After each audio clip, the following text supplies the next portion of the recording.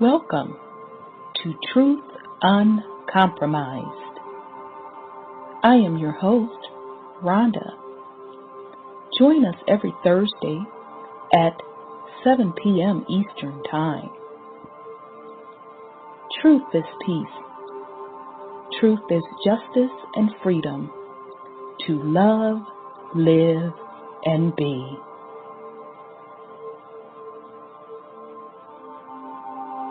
Music provided by sourcevibrations.com.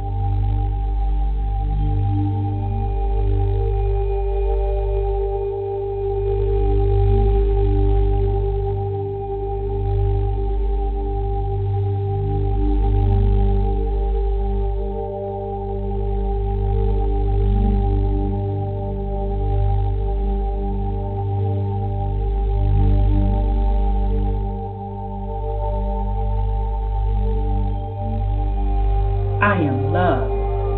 I am peace. I am free. I have abundance. I have everything within me.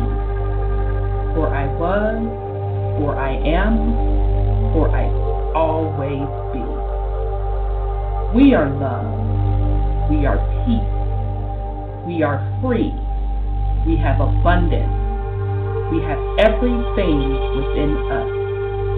For we are, for we will always be. For Mother Earth is love.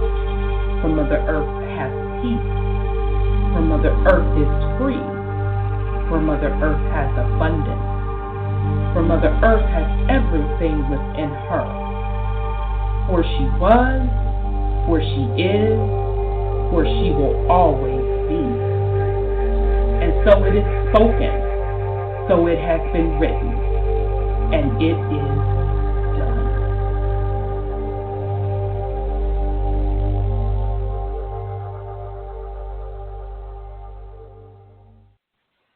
All right, family. Welcome to the Truth Uncompromised show. I am your host, Rhonda, and tonight is Thursday, August 16th. We have a great show planned for you tonight. We are actually doing part two, picking up where we left off next week on the ancient wars of Earth.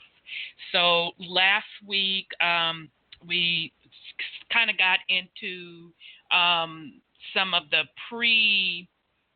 if you want to say, civilization of the planet. We also got into the different species and the different races on the planet. We talked about the Lemurians.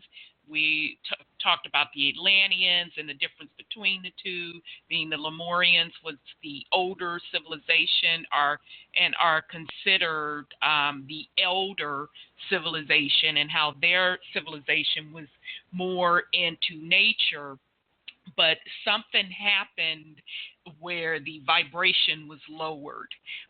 So we kind of went through the process of how they started by communicating telekinesis, and then language had to be introduced because they entered into a lower vibratory state. And then within that same civilization, it had gotten to the point where the dinosaurs were feeding on the Lemurians, and they couldn't control it. And by that time, the Atlantis civilization had entered in the picture, and they are known as the children, or the a younger civilization than the Lemurians, and the Atlanteans are known for technology. So the Lemurians and the Atlanteans teamed up for the sheer fact that the Lemurians needed their help in order to ward off the dinosaurs feeding on them.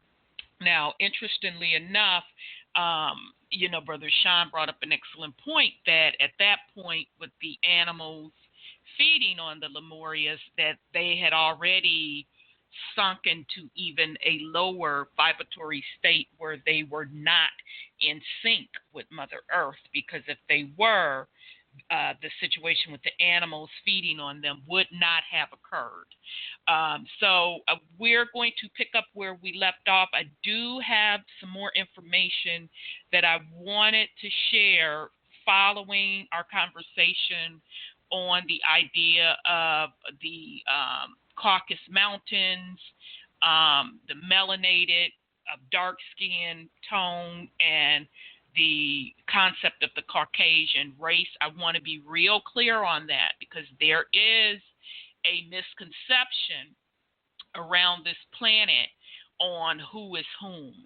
So I'm going to share some additional information with the family on that, and we're going to continue with our topic. So with that said, let me bring on my co-host. And if you are in the chat room tonight, I apologize. I'm not going to be able to see you. Blog Talks Ghetto Technology, I'm not able to launch the chat room tonight. So, if you have a question or whatever you're trying to answer, I'm not going to see you in the chat room. So you are free to dial in if you want to participate. 929-477-3858. Okay, so with that said, let me bring on my co-host. Let me bring on Brother Sean.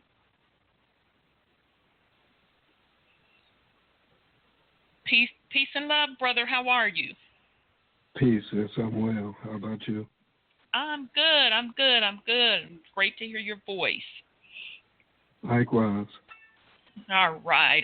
Let me bring on Sis Sandra. We missed her last week. Let me bring her on. Peace and love, sis. How are you? Oh, peace and love, family. Rhonda. Peace and love, sis. I'm doing good. Sounds like I missed some good stuff. Yeah, I'm like, to myself, I was like, dang, sis, missing out. This is her stuff. I know. I had some important business to take care of, and I got you on the telephone. I said, oh, man.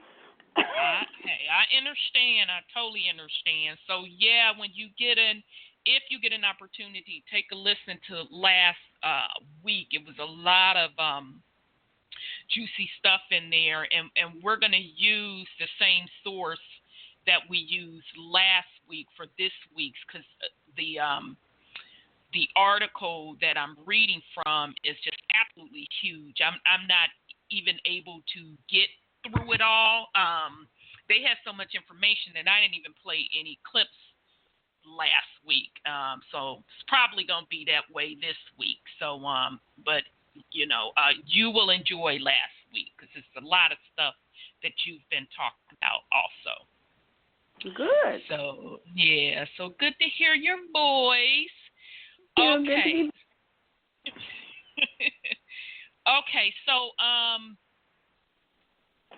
wanted to bring back up, because in the reading last week, they started talking about the different races and the different people. And, we made the comment, or I think I made the comment, or either Brother Sean made the comment. One of us made the comment. I don't remember. It could have been both. That the term Caucasian, first Caucasians were actually melanated. And ideally enough, I saw this same discussion this week on someone's Facebook page. And, the bottom line, that whole Caucasian thing, those particular, if you want to say races, came out of Africa. And all you have to do is go back and look at those ancient maps, as I've stated before, and you will see Caucasian, and you're going to see a melanated person depicted as Caucasian. Also on ancient maps, you will see, quote, quote, white folks on the map in Africa, and they're going to be depicted underground. In tonight's promo, if you click on the promo link, I have included a picture of the races in there. And you're going to see the different classifications with American.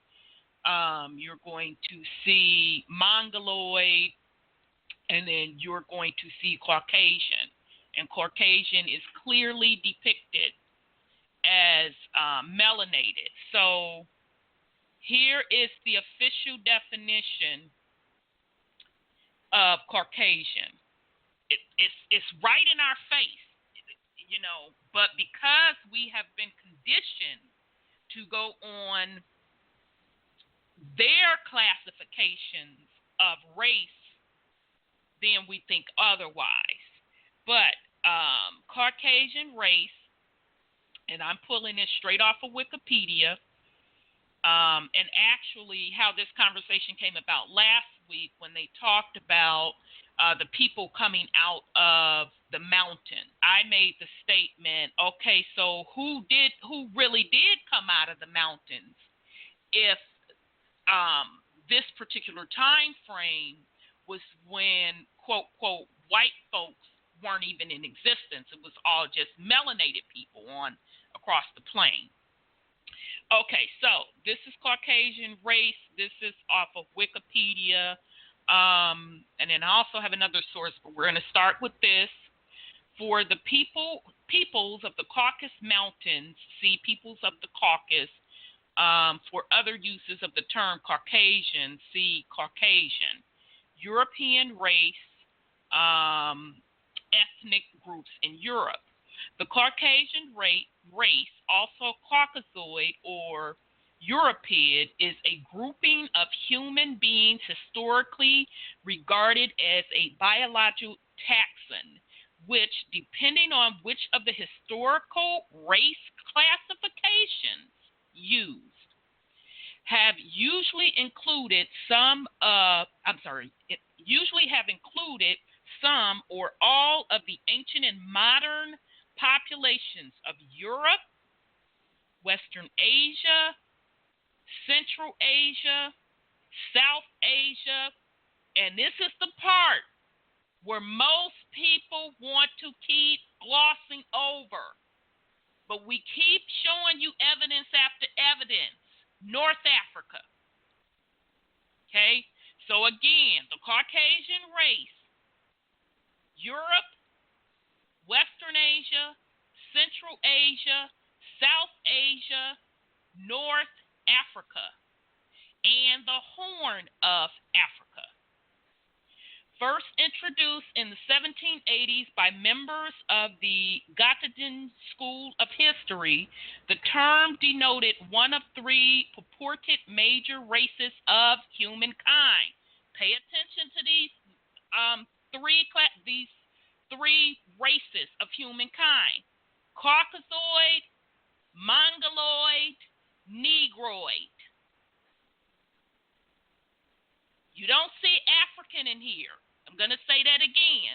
Caucasoid includes African, Mongoloid, Negroid. In biological anthropology, Caucasoid has been used as an umbrella term for phenotypically similar groups from different regions, with a focus on skeletal anatomy and especially cranial morphology over skin tone. Ancient and modern Caucasoid populations were thus held to have ranged in complexion from white to dark brown. Since the second half of the 20th century, physical anthropologists have moved away from a typological understanding of human biological diversity towards a genomic and population-based perspective, and have tended to understand race as a social classifications of humans based on phenotype and ancestry, as well as cultural factors, as the concept is also understood in the social sciences. Although Caucasian/Caucasoid and their counterparts Negroid and Mongoloid have been less frequently as biological classifications in forensic anthropology, where it is sometimes used as a way to identify the ancestry of human remains based on interpretations or astrological measurements. The terms remain in use by some anthropologists.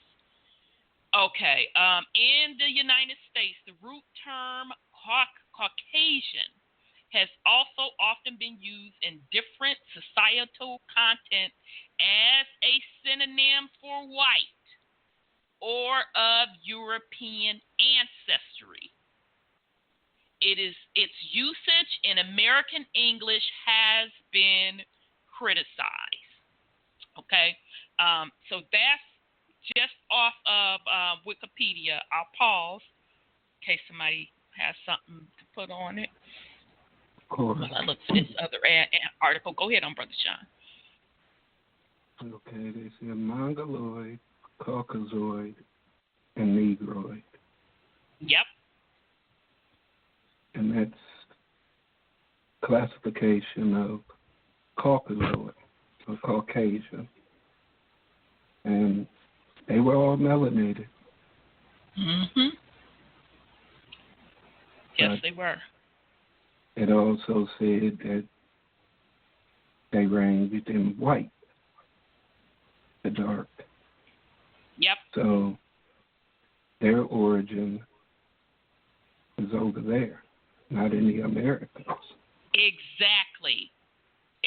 So they don't have nothing they claim over here under no term that they use.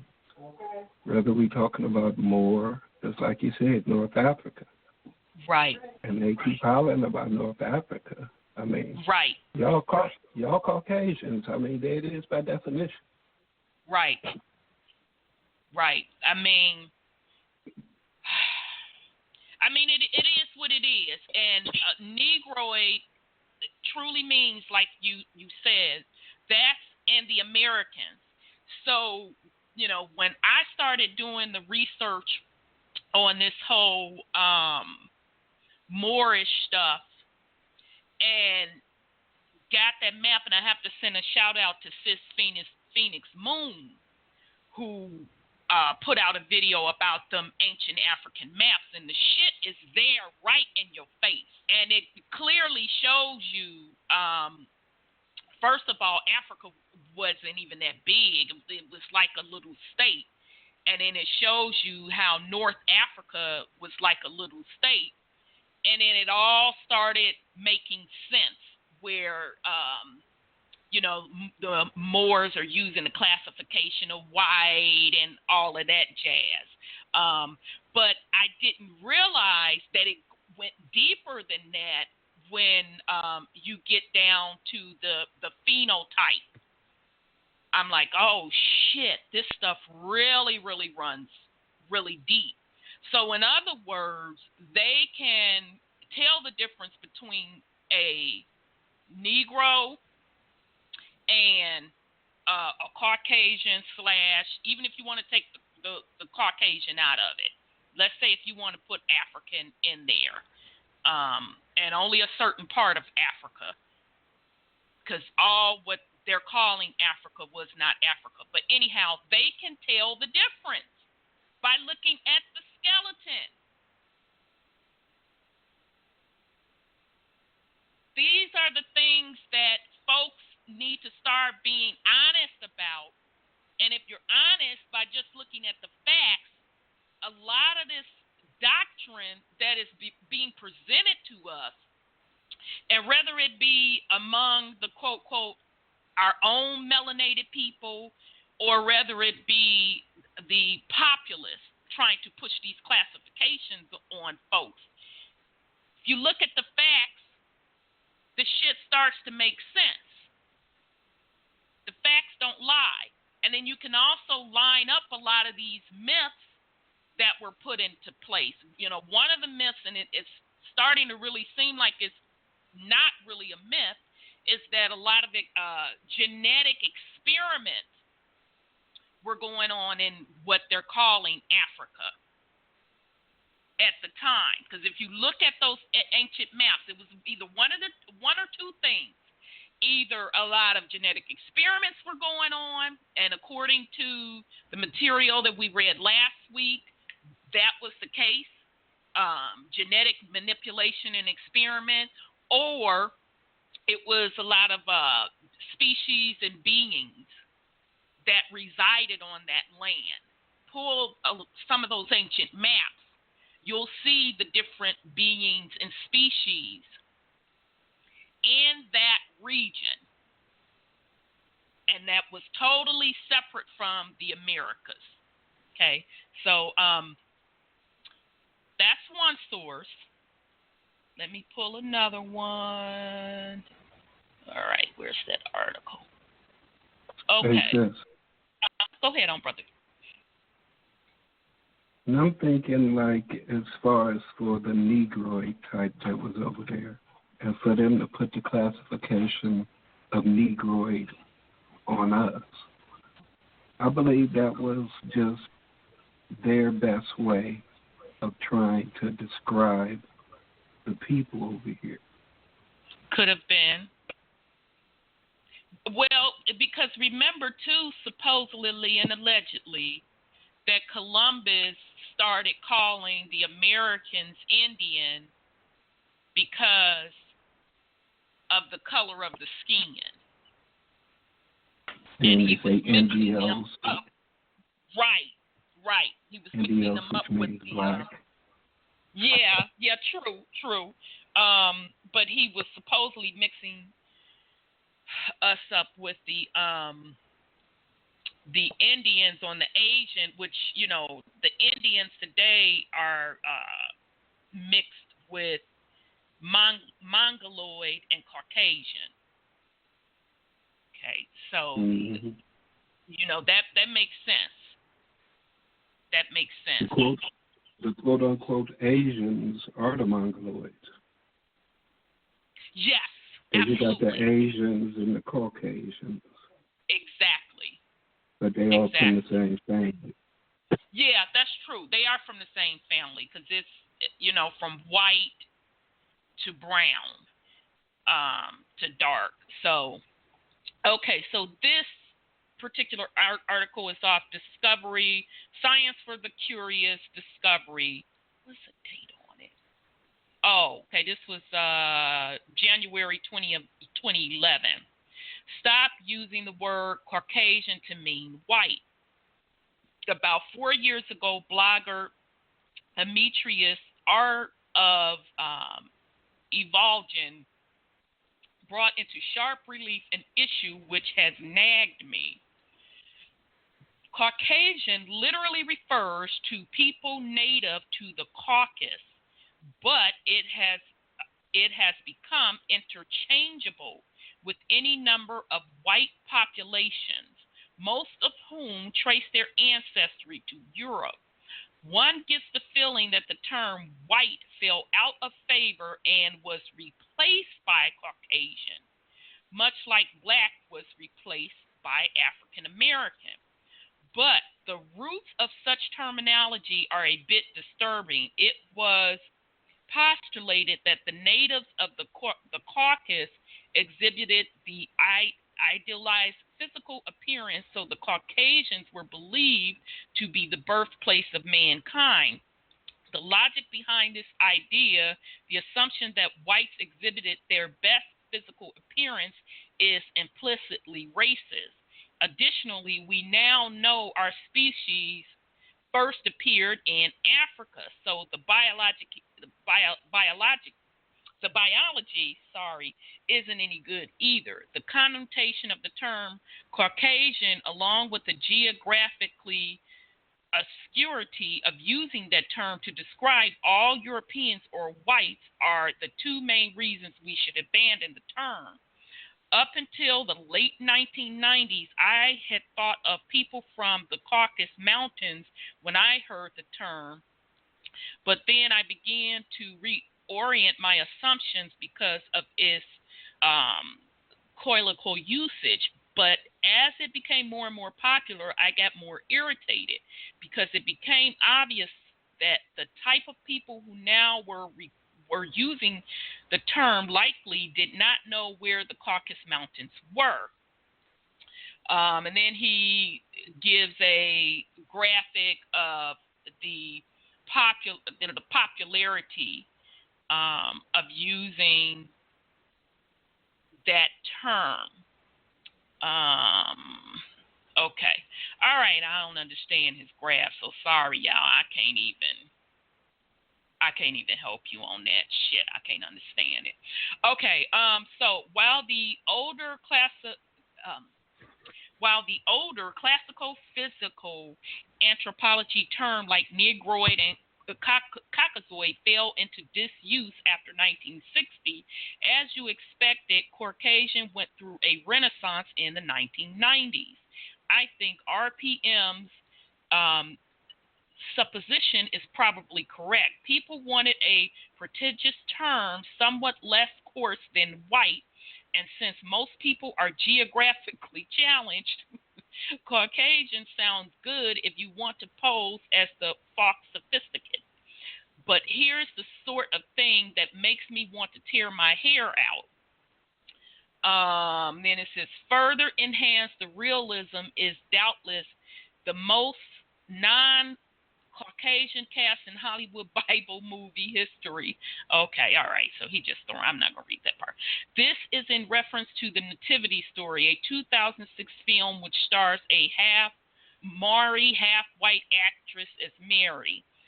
The realism was presumably because the producers cast non-Europeans and Palestinians are non-Europeans, setting aside the fact that genetically the distance between Mary and a Middle Easterner and a European is far smaller than that between a European and a half Maori actress. There's a big geographical confusion. The Caucasus Mountains bound the Middle East on the north, and the real Caucasians are to some extent a liminal Middle Eastern population. This gets really dumbfounded for the stupid people who ask and answer questions of the form, are Armenians white on the internet? After all, the Armenians are indubiously Caucasians, and Caucasian is white, right? Compare the subtlety of a regular dictionary definition of Caucasian to the straightforward acknowledgement of the idiocy of the common uses of the term in the Urban Dictionary. Let me see. Okay. All right. And he was just saying, in my post on Assyrians, I avoid using the term Caucasian because I didn't want to confuse people, but this is getting ridiculous.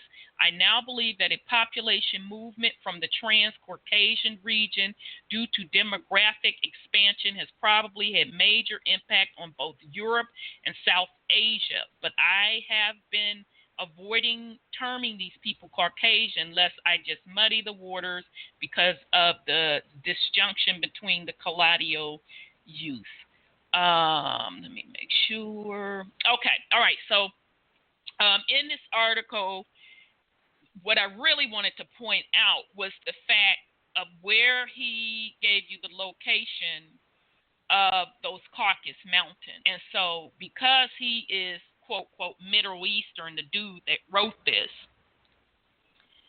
he's right. How is that white when on one hand we say that Middle Eastern equals Africa. So, sorry, go ahead on, sis. Now, I saw a video. And, of course, if you look at the law dictionary, Caucasian is pertaining to the white race. That's black laws. Now, I saw this video. And this guy was reading. He was an Arab. And I think he was reading from the Quran, page 96. I'm not sure what he was reading from. But they are from an area that is near the Black Sea, which has 2 mountains and 2 passes. It's probably the Caspian Sea, and it's called the Dario Gorge, and it was discovered in 1884, the Dario Gorge Passage. Now, on the spiritual side of this, you got to look at what the Bible said they came from. So, if you want to use the Bible as your reference, Alexander the Great went up into the north, and he sealed them in there according to what they're saying about them, and it was 13 tribes that were locked away in a mountain range. And out of that, you get that Gog and Magog situation. Now, I hear what Wikipedia is saying, but Wikipedia is wicked because sometimes they don't tell you the truth. So these people came out of the Caucasus Mountains in that gorge over there. And they showed the gorge, and they showed the area where they broke out because they were underground people. They came out of the abyss, according to, I don't know if they were reading from the Quran or what.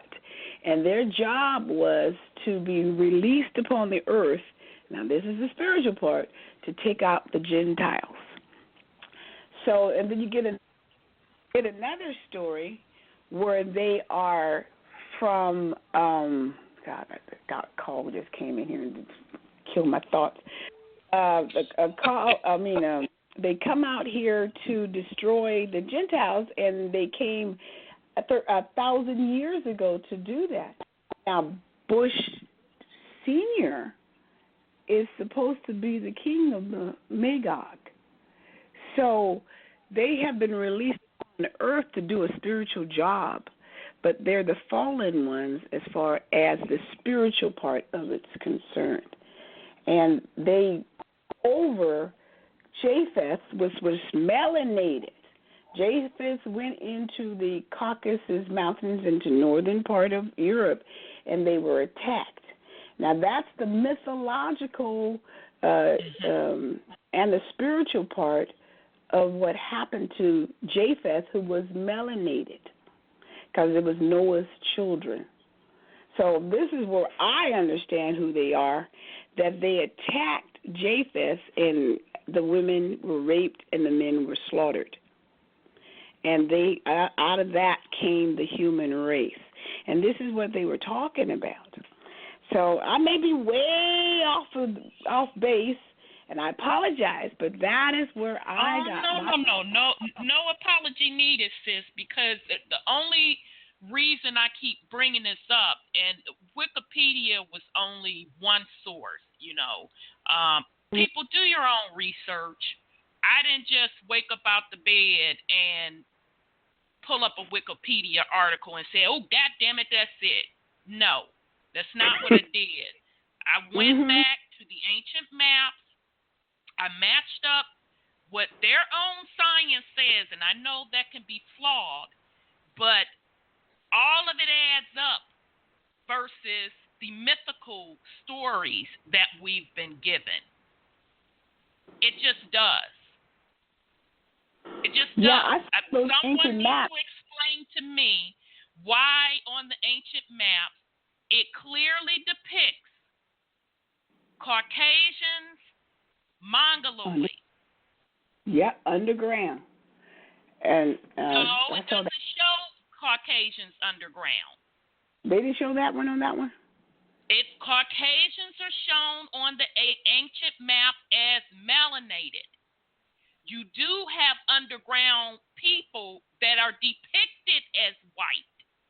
Right. Okay. That's what I'm trying to get you all to see.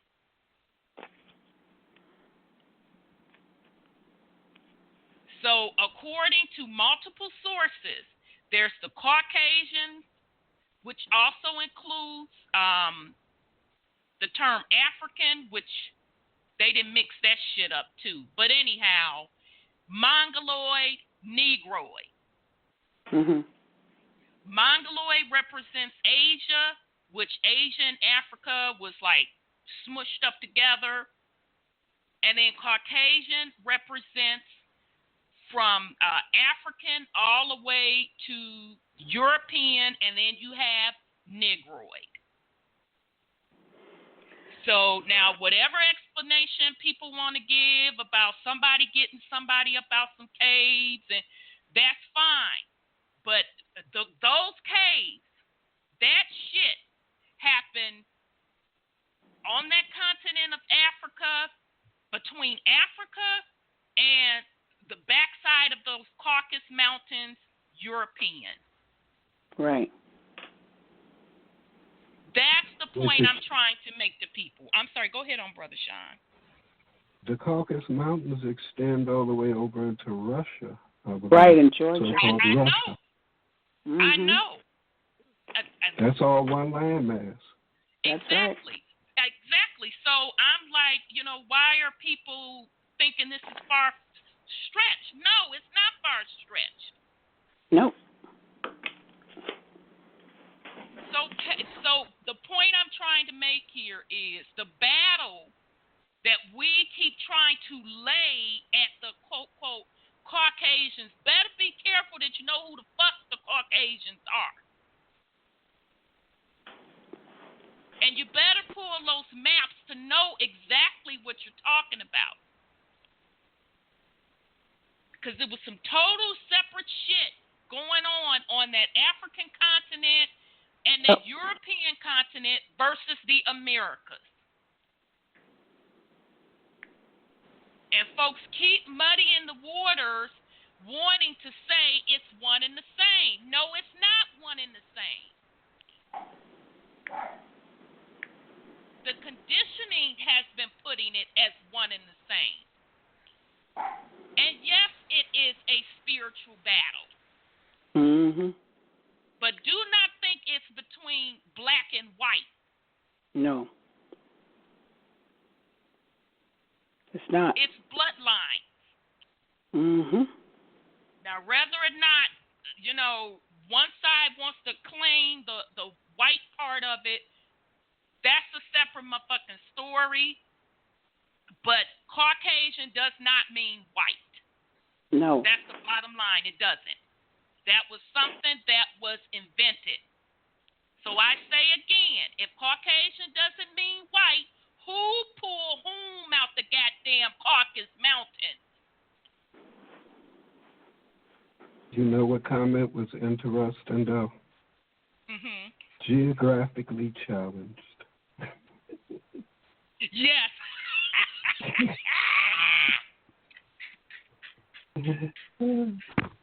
Yeah, they don't originate from nowhere over here. They didn't.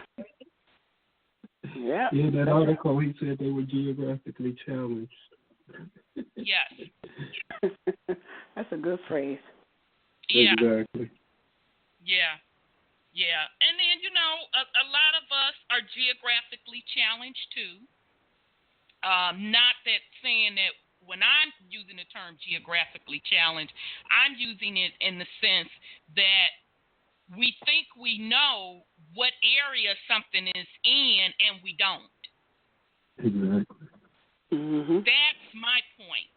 Just like people will get spitting motherfucking mad at you when you tell them Africa was only the size of a state. It wasn't that whole continent. People really don't know the location of the Caucasus Mountains and what is in between.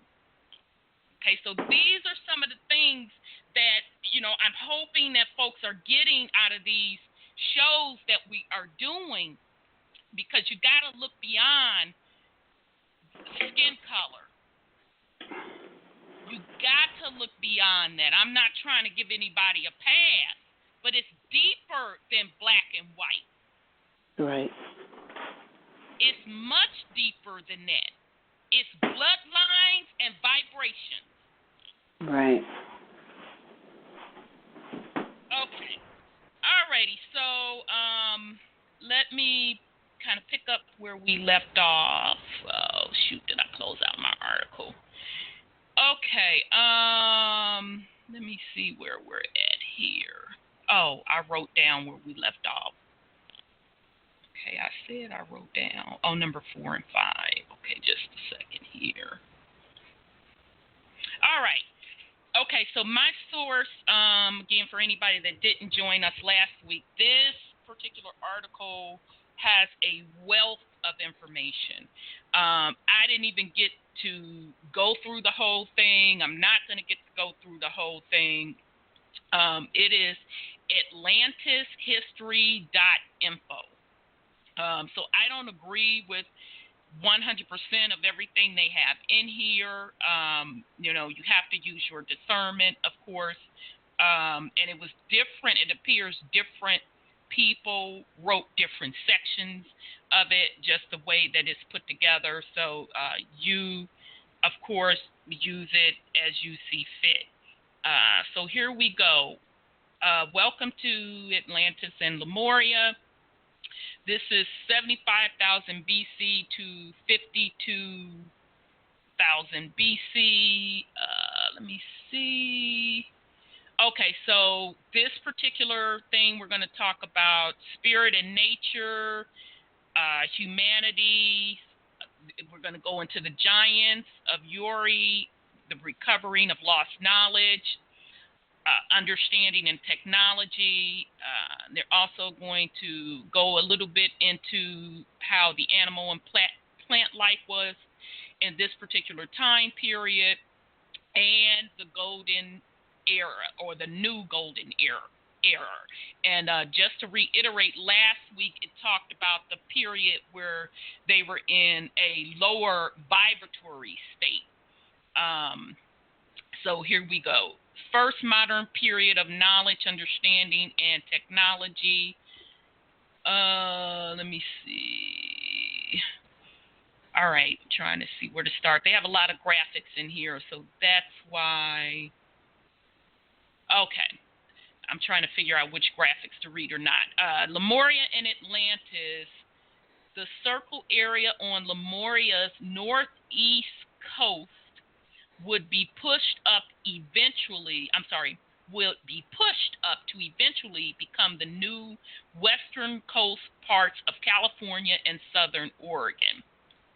The circle area on Lemuria's southeast coast would be pushed up and eventually become the new west coast of parts of South America. My bad. Sorry about that. Neanderthal Reservation, this area became the future area of Spain, France, and the western parts of Europe. Okay. So this is 75,000 BC, descriptions of the second world, or the second Earth. Humanity, consisting of giants and titans, recovers from the great decline, the loss of knowledge of the original natives, Earth human civilization. The original kings, queens, sages, and saints of the first world are long gone. A recovery of knowledge, health, understanding, and life itself. Geographically of the second world, a garden planet. Prior to the wars and destructions of the future, the Earth in these times was very lush, fertile, and vibrant planet-wide. There were no true deserts. Seas and oceans were shallow, with no deep trenches, and only a third of the salt continent as compared to the present. And let me know if I read this last week. It sounded like I did, but I could be wrong because I read it on my own, some of it. Okay, storms. You didn't read it on the call. You didn't read it on the call. You didn't read it on the call. Okay, thanks. I'm like, damn, this sounded familiar. Okay. All right, so storms, tornadoes, hurricanes, lightning, droughts, and monsoons, torrents were unknown. There were no permanent glaciers along with very little snow. Cold and winter as we know it now, and these types of weather were only found near the polar region or on top of the tallest volcanoes within 500 miles of the poles. Very few volcanoes existed then, and earthquakes were almost nil. Since there were no torrent nor monsoon-type rains, let me enlarge this because they got it in this light green writing, and shit is hard to read. Since there were no torrent nor monsoon-type rains, there were no floods. Where is that at? The morning mist and dews were like manna, and these generously watered the vast flora. And I have some information. Someone tagged me on a flora article I'm going to share with the family too, and I thank that person for tagging the Truth Uncompromised page because it fit right along with what we're talking about. Okay, the watered the vast flora along with occasional showers. As mentioned in other areas on this site, the atmospheric manifold kept cosmic rays, ultraviolet radiation, and other potentially harmful spectra from the mostly flat lands. The manifold provided a rich air high in oxygen that felt alive in itself.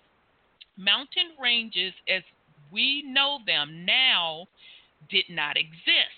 The tallest mountains of this time period, usually a volcano, rose skyward no higher than 4,000 meters. The gravity field was less, yet the planet then had more mass, which combined with the manifold allowed for giant life form. Plants. Plant life nourished the atmospheric manifold with its peculiar mix of atmospheric gases plus the radiant life forces emanated from the planet. Nourished giant trees, ferns, grasses, and aquatic flora. Deciduous trees such as we have now did not exist then. Okay, so just wanted to kind of break down this part about the atmospheric gases. Gave the made everything grow a lot bigger. You know? Okay. Go ahead, sis. If you remember Enoch and how he described their North Pole and South Pole, they were all green. There was no ice.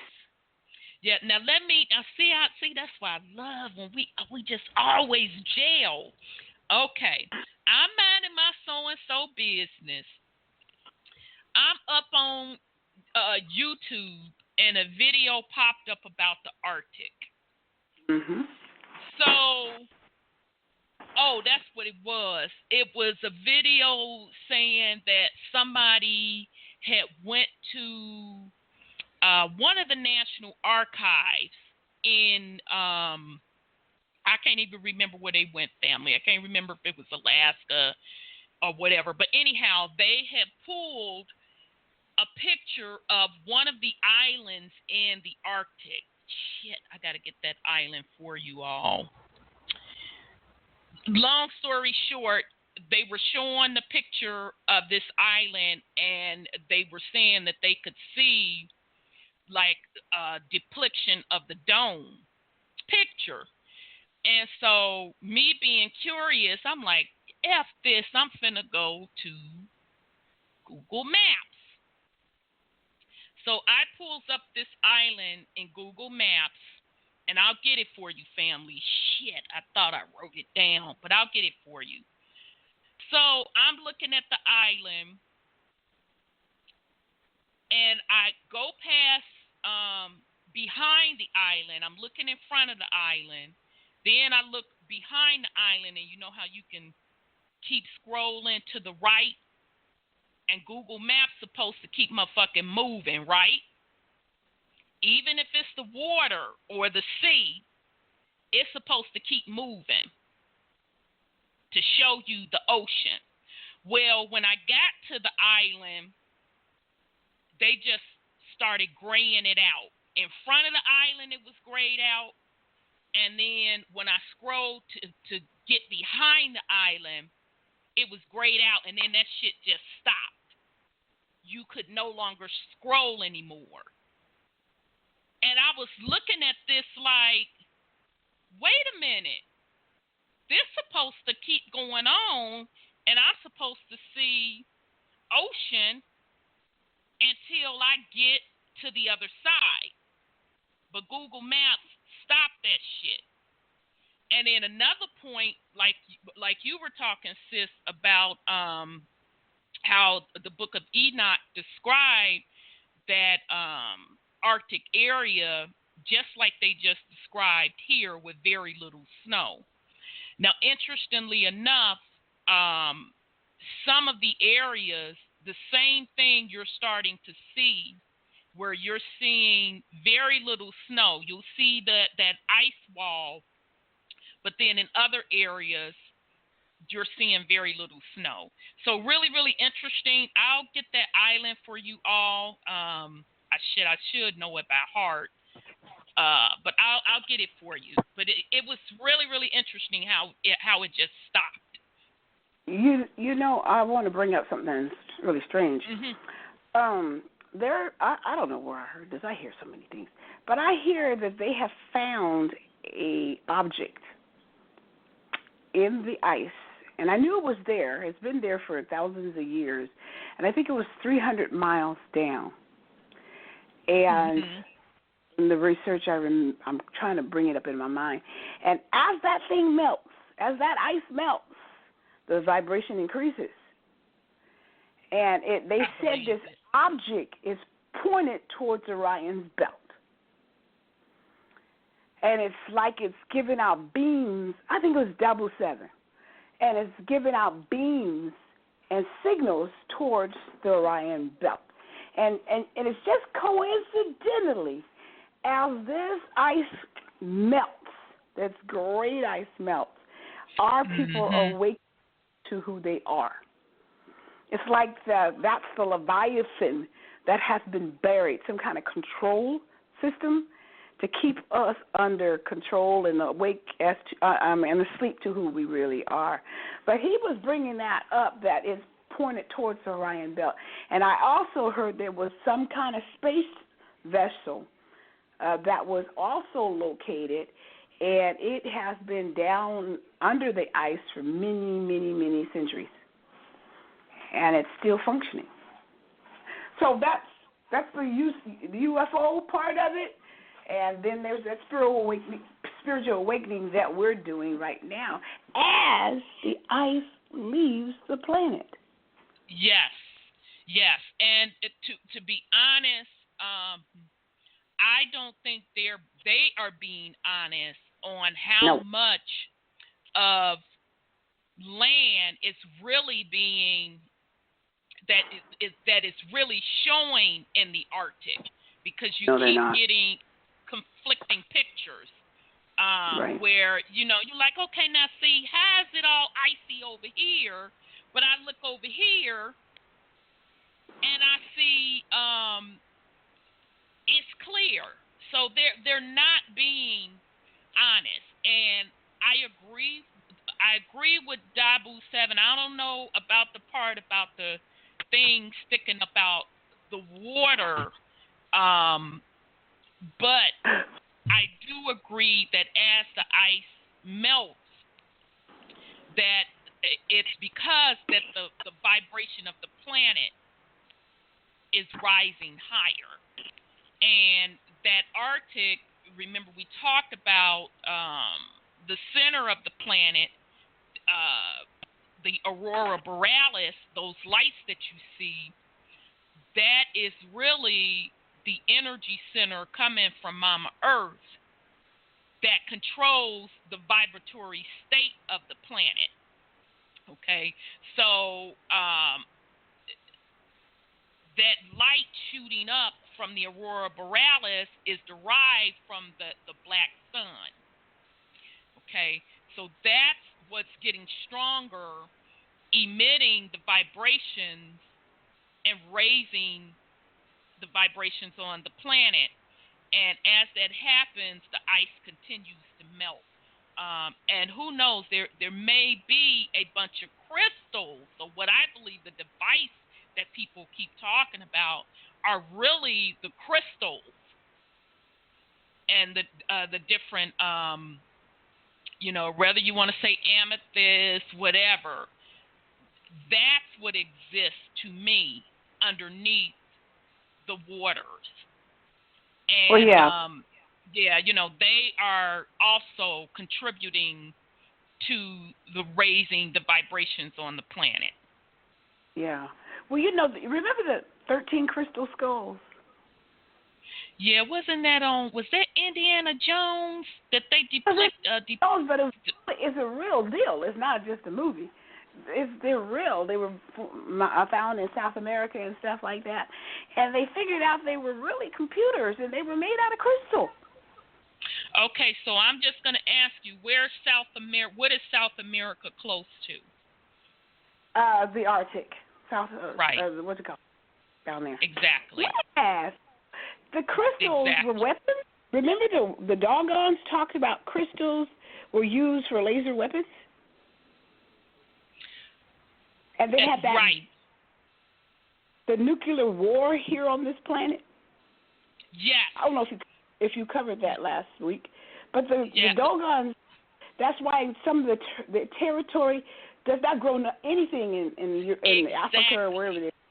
Exactly. Yeah, because they had those that were lasers that were weapons. Exactly, which they use the lasers made out of crystals, and they call it scalar technology. But yes, absolutely, that's what was used, the weaponry that was used in the ancient wars. And I believe that was used to chop down the ancient giant trees. Yes. Yeah. Absolutely. Yay. Yeah. Oh, and the name of the island that I was describing in Antarctica is Smith Island. So if you want to pull that up on Google Maps, and maybe I was just doing the shit wrong, but it just got really weird, and it's almost like it stopped. You couldn't get past it. Yes, sir. With Google Earth and Google Map, considering it's supposed to have the whole planet mapped out. Right. Shouldn't you just be able to go all the way around the globe and see that it's... That's what I'm tripping on. Shouldn't you be able to start where you started at and come all the way around and come back to the same spot? And that's what, Brother Sean, that's why I'm tripping. So maybe I just didn't do something right. But I'm telling you, you get to... And nobody did it. Think about it with this flat Earth and round Earth debates. Ain't none of them just went on there on Google Earth or Google Map and just done a video of themselves going around the globe and coming back to the same spot. No. You're right. Well, I do know that Google Maps, you drill in on that Smith Island, and as soon as you get in front of the island, they don't even show you the water anymore. They just gave up and said, fuck it, we ain't even finna try to fake it no more. Literally. it's just little pixels together, and then you get behind it, the island, it's little pixels, and then it just stops. You can't even scroll no more. So I just kind of cracked up like, oh, okay, y'all said this motherfucking shit is round, so I'm supposed to be able to keep scrolling, hit the next continent. And like you said, Brother Sean, I should have been able to go all the way back around and come back to that spot. So I just found it interesting that they didn't even want to put the time in to falsify it. So, just saying, I could have done something wrong, but that's that. Okay, so, okay, and they said all evergreen plants, 98% of the plant life then was evergreen, as there were no seasons as we have them now. Animals rising up to eat these giant plants and breathing this atmosphere also grew large. Dinosaurs grew to tremendous size, even larger than we have been aware of now. Those that were plant eaters had plenty to eat about everywhere. There were no barren, there you go, sis. There were no barren polar areas then, nor deserts. Although the poles were slightly cooler than the rest of the earth. And to be honest, I think it's getting back to that now. They just don't want to admit it in that polar region. Okay, human beings, carbon-based human beings, like the other life forms during these earlier time periods, were also very large. The giants of Uri, or it could be Yor, I think it's Uri. As knowledge was regained after the Great Decline, health and longevity, along with the lack of disease, was common. Lifespans were easily 1,000 cycles around the sun, as mentioned with Methuselah. Those that had been on Earth for a long time would leave the Earth for the most part. Now, this is the part I want to read slowly. I don't want to rush through this because I want y'all to think. I know, Brother Sean, you're going to jump on it right away. So I'm going to start back over. Lifespans were easily 1,000 cycles around the sun, as mentioned with Methuselah. Those that had been on Earth for a long time would leave Earth for the most part when they would choose, precluding wars or other traumatic impacts. Low birth rates, much knowledge had been lost or forgotten during the Great Decline, yet humanity at this time was again beginning to remember and explore. Okay. What I found interesting in this little piece is that it talks about the 1,000-year cycle. I don't agree with the around the sun. The 1,000 cycle is based on how the poles shift. Okay, so going back to that Arctic, that Polaris star, that represents the pole or the anchor that turns the sky, okay, and which creates what we're calling astronomy and the solar systems. That's how that 1,000-year cycle is calculated. So it's not what they're saying that we're spinning around the sun. It is that entire pole or solar system is the one rotating. And as it rotates with all of what they're calling planets, which are really energy centers, thus the energy centers shift on the planet based on the solar system above that triggers the black sun to emit certain frequencies. Okay, so I wanted to point that out with the 1,000-year cycle and the fact that certain folks had the ability to leave up out when they wanted to. So, in other words, they knew these cycles. Based on the cycles, if we were going into a high vibrational period, which that's depicted as the golden age, to a lower vibrational period. And some chose, according to this, during the lower times to be up out of here. Okay. All right. So let me. Go ahead on, Brother Sean. Sound to me like the elite back in the day. They know what's going to happen. They bounce to me, everybody else to suffer, because only time they left is during times of war. I mean, a great cataclysms, so it said. But that's the same today, except they don't have that same escape clause that they had back then. Right.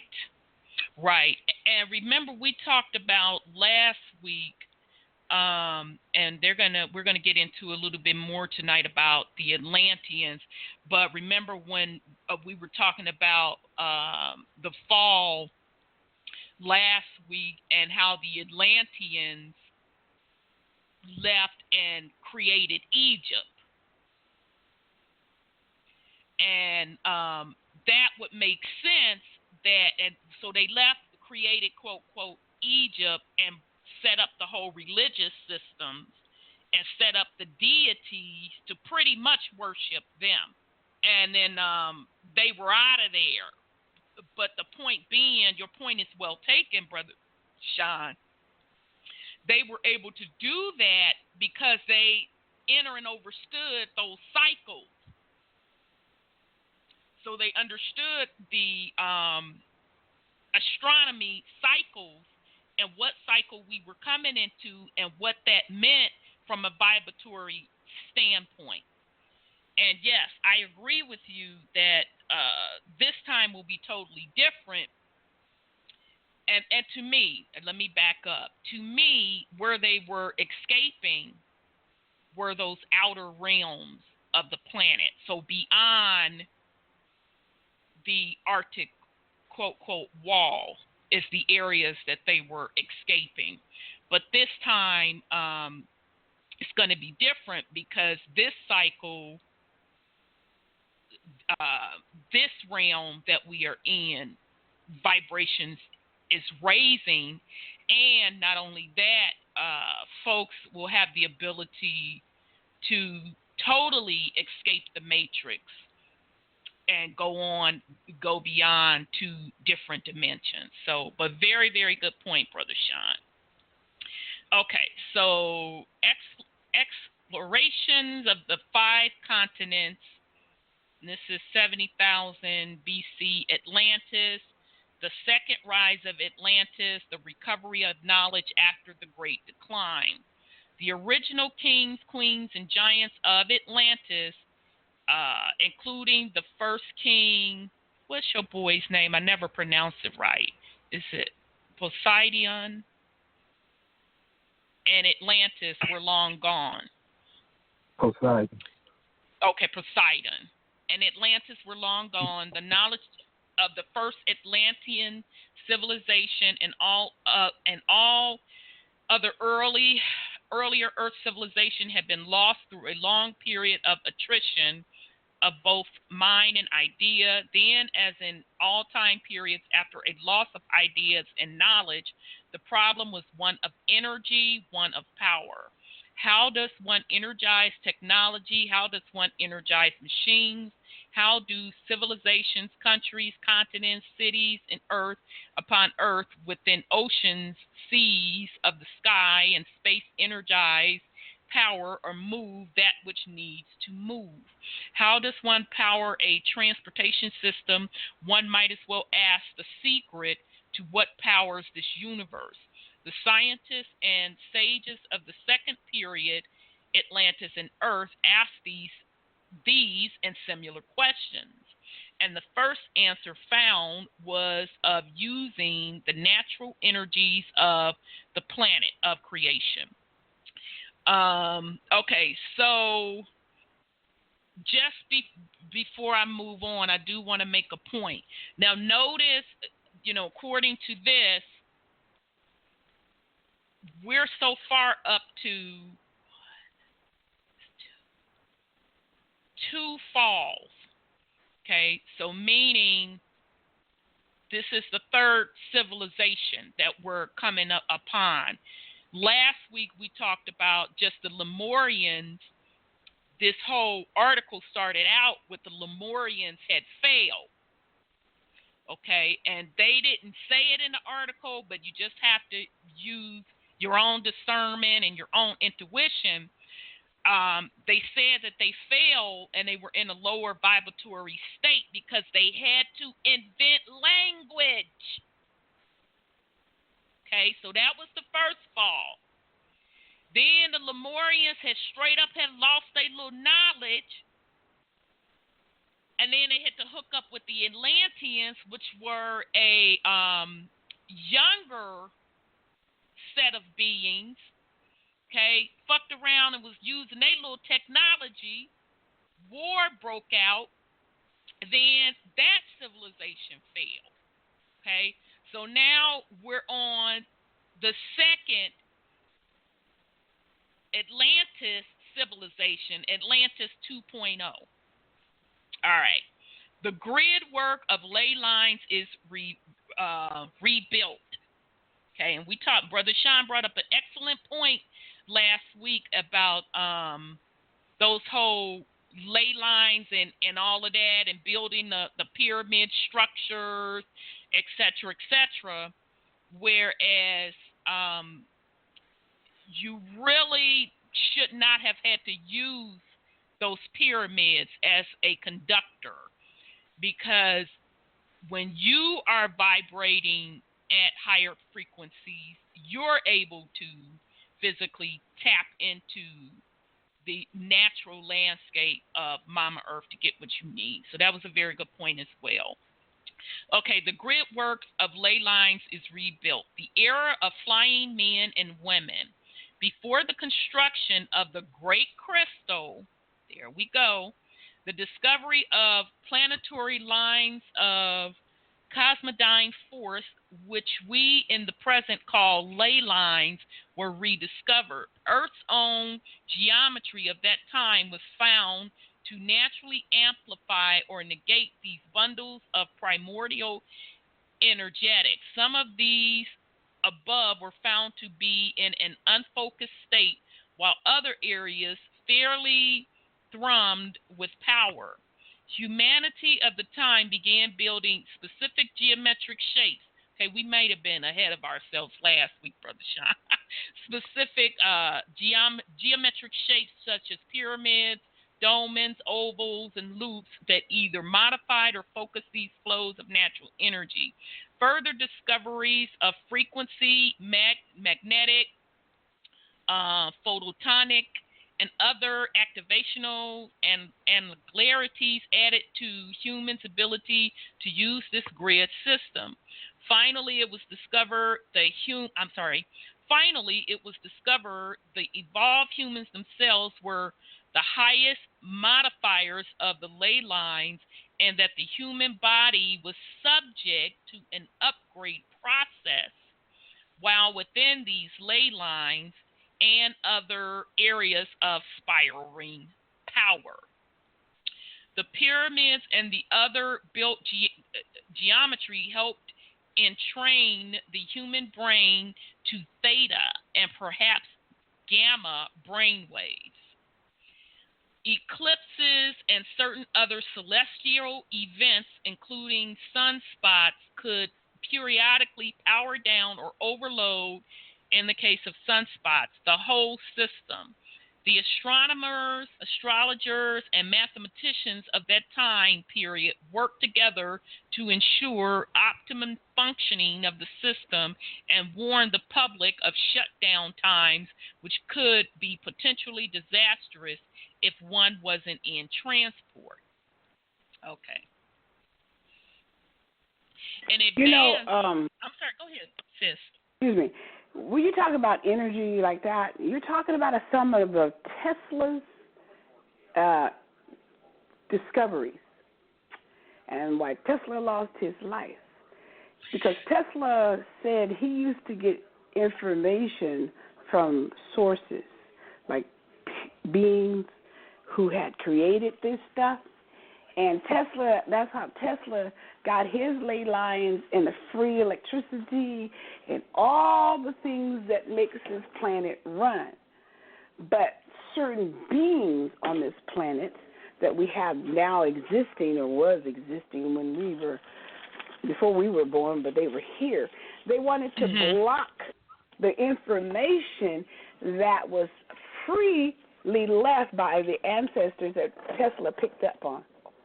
And so they can make money on it. That's when we went to the currency, because they wanted to make their own electricity with currency and the dollars and all that kind of stuff. So hopefully they said that Atlantis coming back is going to be the golden age, and they know that. I heard somebody say that what's it called? Yosemite is where the Atlanta is, and it's rising up out of Yosemite. But I don't know where it's at. I thought it was on the East Coast, because Yosemite is on the West. It is. Yeah, according to everything, it's on the East Coast.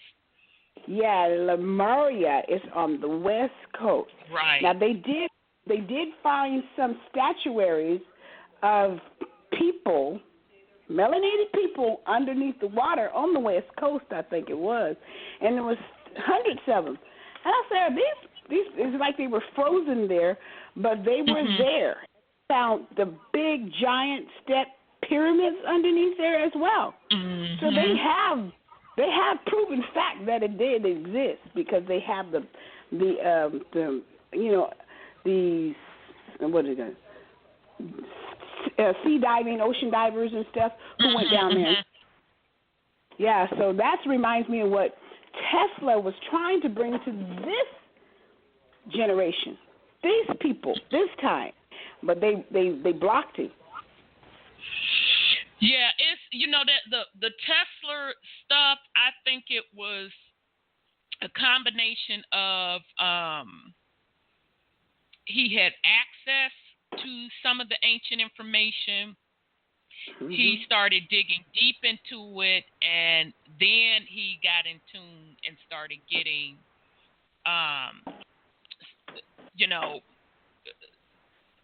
messages or whatever to build those devices. Now, the reason he got shut down, there's two reasons. There's definitely the monetary side of the house, because I forget dude that was funding Tesla and Edison. I forget. But I forget who was funding them both, and they went with Edison. And the spiritual reason, of course, the physical reason is their fake ass fiat currency, monetary system, right? The currency. The spiritual aspect is vibration, because the electrical grid that is currently running across this planet helps to suppress the vibration, to keep the vibration low. It also interferes with folks' personal energy system, or Aurora, or Merkaba. Okay, so go ahead on, Brother Sean. Didn't Trump's great uncle or grandfather have something to do with Tesla, because he actually wound up with the with all the information after Tesla died or was murdered? That's why I said I believe that Tesla out the gate had access to that ancient information. He translated it and put to use, showed, where it can be practically used. And you're right, Trump cards relative, of great-great-grandfather, I don't know how many greats back, but whatever, probably 3 greats back or 2 at this point, wind up with the technology. Now, to show you how they play the fucking psyops on the public, now today, they're putting before us yet another Tesla. Elon. Exactly. This quote supposedly motherfucking genius, Elon Musk, is a psyop. Yeah, I agree. This time it's definitely going to backfire because the shit he putting out, I'm like, I'm not impressed, blood, and he is the poster boy for the Mars program. Pay attention. He is the poster boy for the Mars program, and he's pushing AI as well. Yeah, but how he gonna get somebody to Mars and he can't even perfect his cars? He getting sued over the Tesla. Wait a minute. He gonna go to Mars? On his ass about that. Tell me, so you expect me to trust you to go in a supposed spaceship, but you can't even get your cars, your electric cars, to run properly. But yeah, good point. And when he supposedly launched, remember he just recently supposedly launched that spaceship into space, and that shit looked like I could have got a grammar school child. Poor graphics. That was some of the raggediest shit I have ever seen. It you know they like wouldn't they got had duct tape and taped it you on know the they wouldn't motherfucking. have got that shit out the water. Exactly. They would have got that shit out the water a couple hours later. Oh yeah, exactly. I don't think it took off. To be honest, it went sideways. The graphics was so bad. I don't think it took off. Oh, it took off. It's just a matter of how far did it go.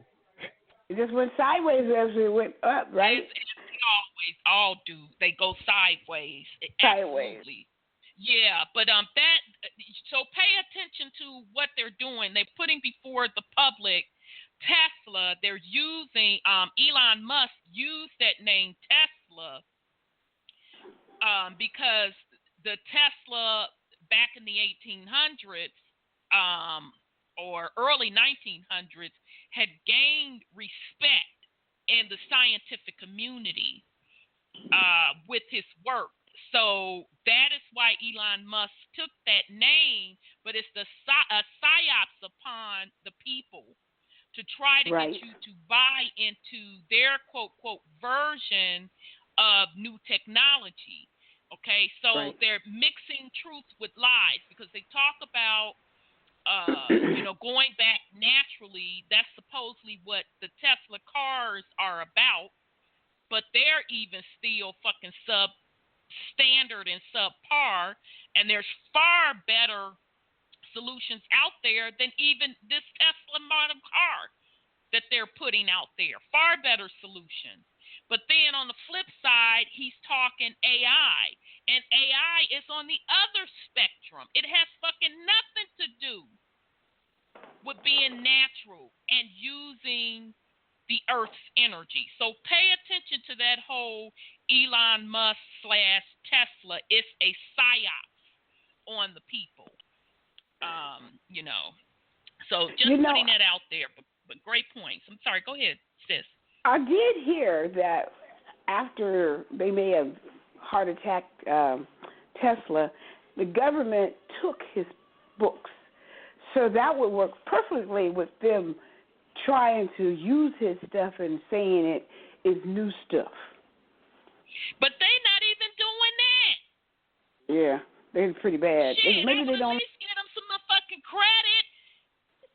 If they came out and said, this is magnetic technology, woo, woo, woo, they're still not doing it. No. That's because they ain't got it. What they got didn't amount up to nothing. No, some people got all that stuff. The people that was backing him got majority of the stuff. And whatever they let the government or whatever talk about is shit they left out deliberately. They took everything they wanted. They hid everything they wanted.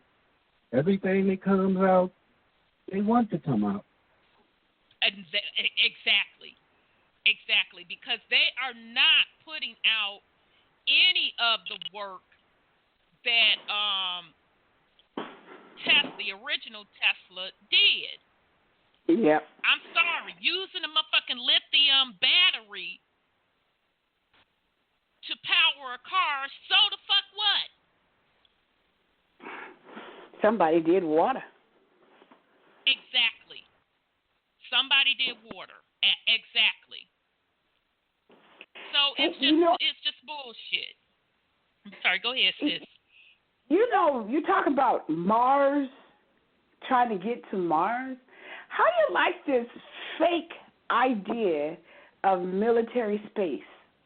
That they're trying to talked about that last week, but go ahead, sis, you get yours in.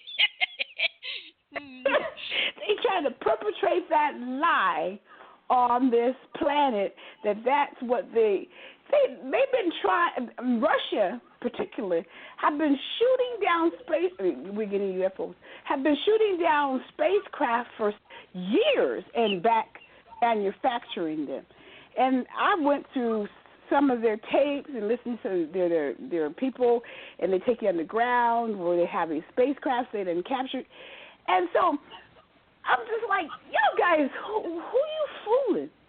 You guys been doing this stuff forever, stealing the folks' money. You know, that black space funding. And the black budget.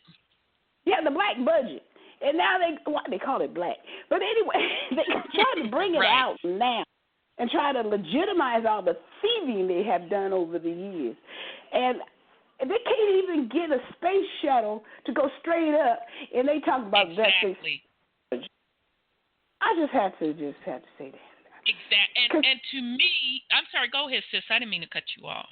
I mean, they give Pence out there to say it because he doesn't have any weight, and if Trump had said it, everybody'd be talking about it. But they kind of like trying to sweep it under the carpet so nobody knows that they're talking about something that Ronald Reagan was doing years ago. Yeah, back in the 80s. He called it Star Wars back then. He sure did. Yeah, it was Star Wars. Okay, so, Mars, let's start, okay. With the hoax of planets, period. Let's start with that. Okay. There are no planets. That is an invention. Right. All you have to do is, if you have a strong enough telescope, put that shit in the sky. If you can find a clear night, that's another separate story. Shit, it's hard to find a clear night to see stuff up in the sky. Zoom in on that shit. You are not going to see a stationary round object. No. You're going to see a illuminated light. Right. And if I had the ability to zoom in even closer, you'll just see the light crinkling, and you can make out geographic shapes. Because that is an energy center vibrating.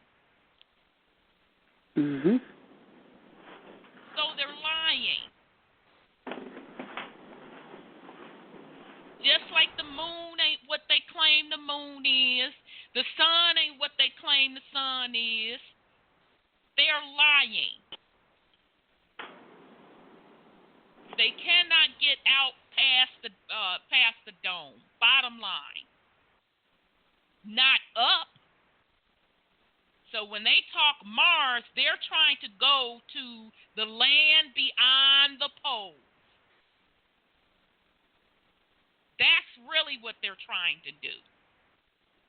Because they have not proven yet that they can go up. So, but very, very good point, sis. Okay. I'm sorry. Yeah, go ahead on, brother.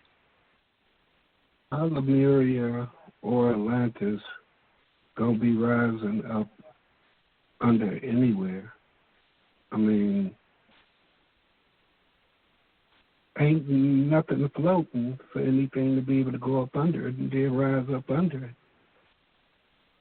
Atlantis or Lemuria weren't never floating. Just because they underwater, it don't mean they coming up. I mean, what though? Is the water receding? But ain't nothing just coming up, just like ain't nothing went down. Right. But the water. Right, it's the water levels. Yeah. Because in the article it was saying that the seas and oceans weren't very big. Right. Now all of a sudden we got all this water. Very good catch. Very good catch. Matter of fact, it said that we did not have what we call oceans today. So meaning there was more land mass because we had less water. Damn good point, Brother Sean. But in the Bible, don't it say that there was darkness over the waters? Talk like it was all water first? Yes. I mean, the matrix being the womb, this being the water world now, I guess. What was it before it became a water world? I mean, is part of the fall our being placed back in the womb because we're not mature enough to exist outside the womb? Outside of the womb. Yep. I thought of that, Brother Sean. That's very, very interesting. I can't think of who the source of this video is, talks about that very thing, that the fall was from the ethereal, pure energy plane into the womb or matrix. So that's a very, very good point, Brother Sean. Very, very good. And then also, if that being the case, when did our bodies become mainly water, aligned with the earth in the same percentage? Mm-hmm. Mm-hmm. Damn good point. Damn good point. Because people still do not get the concept that we are underwater. Only thing that separates us from what we're thinking is the ocean. It's just level of density.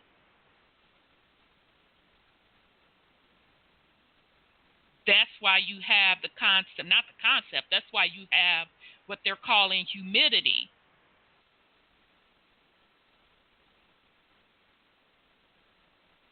So very, very good point. Okay, an advance to this. Okay, so we talked about the eclipses and certain other celestial events. Okay, and those eclipses, we've talked about that on this show. And Brother Sean, to my knowledge, was the first one that mentioned that eclipse is not what they're telling you it is. It's not the moon crossing across the sun. It's the black sun, which is in the center of Mama Earth, which emits the frequencies that you see as the aurora borealis making an appearance across the sun. Okay, that's why those eclipses are very, very important from an energy perspective. And that's why you also see a lot of psyopses today when eclipses happen, folks trying to harness energy through the populace emotions, okay? But you can use those eclipse energies for your particular benefit. And I was talking to a sis a couple of months ago when we were talking about the eclipses. And I said, I think when we talk about manifestation and intentions and all of that, that what happens is once you're emitting those frequencies, and you emit those frequencies either through language or through thought. Thought is the quickest and the most powerful. That happens first before the language. But anyhow, as you emit those frequencies, that it cascades across the plane, hits the dome, makes it to the black sun, depending on how strong your frequency is, how much in tune your frequency is. And that black sun helps generate your intentions and to create the manifestation. So those eclipses are very, very important. Okay, so an advance to this system occurred when it was discovered that to tie the system into the North Star, remember I told y'all about the North Star. The North Star is called Polaris, okay? That's why you hear these quote-quote elites, and I even hate to fucking use that term because they're not elite. Anytime you have to scavenge someone else's energy, you're not elite at all. You're a motherfucking parasite. So that's going to be my new name. So these parasites, you hear them talk about the star or wish upon a star. They're speaking of that Polaris. Okay, so an advance to this system occurred when it was discovered that to tie the system into the North Star added further stability to the system. So the person who wanted to travel and was fit to travel then stood on the ley line facing the direction they wanted to go. At the locally circulated time of activation on that particular day, they had to be relaxed and willing to mentally be at their destination and how fast they wanted to get there. In more populated areas, spotters with oculars were used to spot the approaching cloud of people who were being transported, with the fastest one passing through the area first. High overhead, top travel speed on the ley line system seemed to be the speed of sound. One could also travel slower than this in divisions of 100 down to approximately 7.6 miles per hour. People who traveled this slow only just cleared treetops, hilltops, pyramids, and mountaintops. When the gravity magnetic wave came through, see, they contradicted themselves. They don't even know they did, but whatever. When the gravity/magnetic wave came through the local area on that line, those that were prepared felt like the breath was first drawn out of them when they were grabbed from the chest and area and pulled up into the air of that area. West of their limbs drawn more back. If there was a moving cloud of people coming through on that day, they were drawn into it. It was rare for anyone to speak during travel, as the experience itself put one into a relaxed yet altered mental state. The mental focus that was needed to control one's speed, destination, interface, and or turns upon meeting another active pulse and human cloud on an interstate ley line precluded one from speaking with one's neighbor. I don't give a damn about that. When the global grid system was recovered and redeveloped after the Great Decline, the Atlanteans, who were then in the highest period of pure poetic artistic creativity of their entire civilization, noted the purity of being, purity of heart needed for the flying, and devoted much thought to this. Their situation then for goodbye was translated go in unconditional love of the heart, which was only natural, since that was the key to use the system to travel. These salutations through time and translation eventually gave us a phrase that it is said even now: hearts in Atlantis, hearts of Atlantis. Okay, so let me stop there, take a sip of water, and break that down. That was written really shitty. Sorry. Okay, so basically what they're trying to say is that they were harvesting the energy of the ley lines, because the ley lines, and this shit makes sense, the ley lines tie directly into the North Star. Now, what they're not telling you is that North Star is Polaris, like I talked about above, that turns the whole cosmic skies. Okay, that's how we get the ages. But the pole between the North Star all the way down is to that black sun. The black sun is the power grid, which would make sense if the ley lines are on the ground and they're shooting the energy towards the North Star. They're shooting it towards the Polaris pole to hit that black sun energy. Okay, so according to them, back in this second incarnation of the Atlantis time, instead of using the transportation that we see today, and we've already talked about this shit they have today, it's just junk.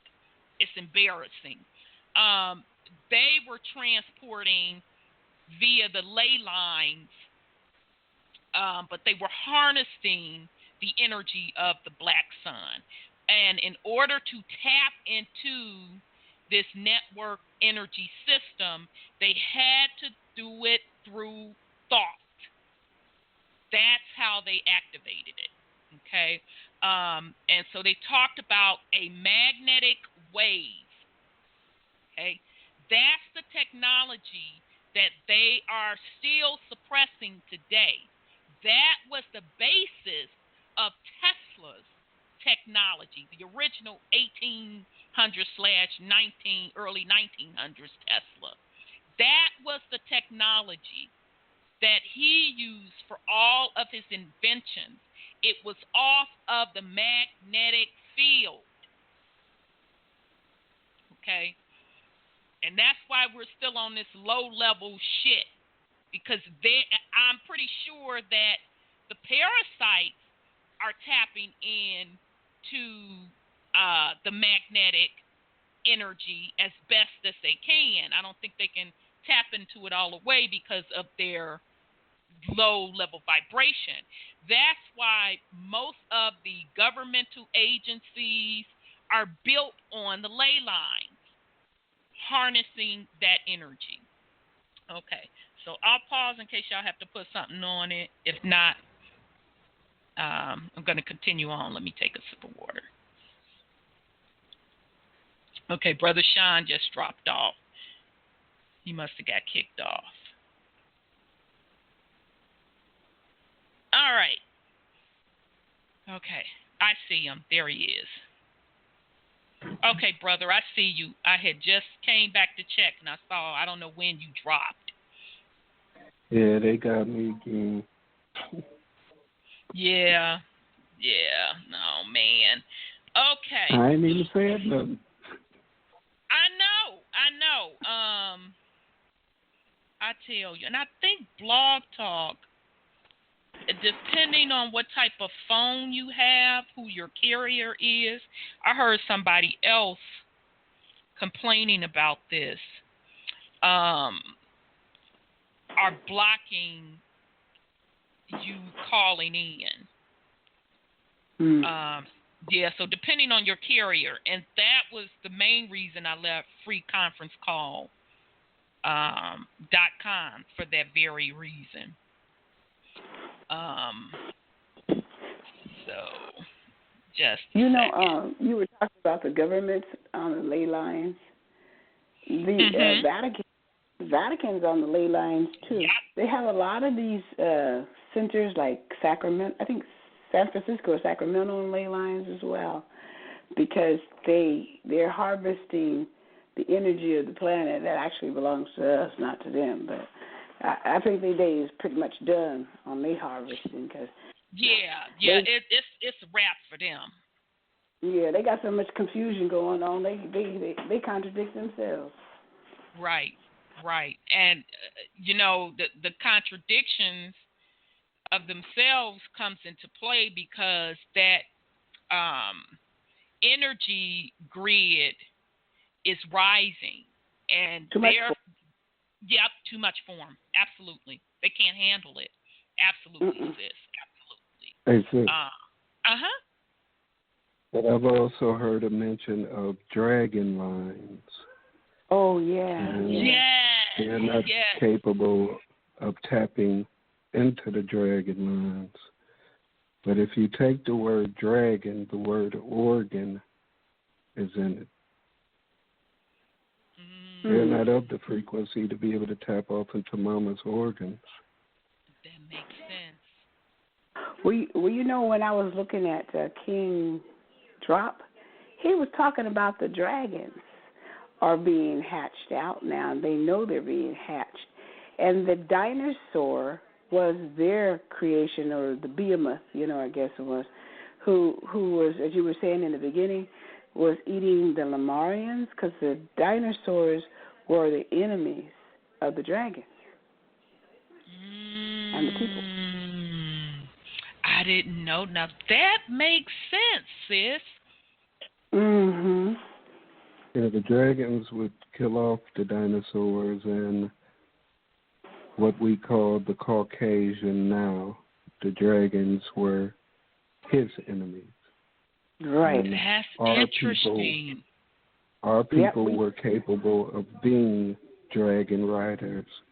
Now, if you take the story, the Avatar, and how they rode. Yep. And how did they? I think Brother 832 talked about that with the connection with the hair. Remember, in order for the dragons to even cooperate, they had to connect via the hairs or the fibers, so the locks of the Avatar folks to the dragons' fibers, and then they saw that they were on that frequency, and that's how they were able to do their thing, be on the same accord with the dragon. But that's interesting. I never knew that the dragons kill the dinosaurs. I did not know that. That's very interesting. And they were probably what were eating the Lemurians, but they're calling them dinosaurs. The Lemurians, that was probably part of their fall. And what we're calling animals now, and as far as for their, let's say, mental state, they were higher also. They're just different beings. They're not what we consider animals today. Yes, and it's interesting that you bring that up, because one of my sis, she had recently watched the movie, and I talked about it with my man Idris in it, The Dark Tower. And that movie it's cute. lays out the power of that Aurora Borealis / pole. Yep.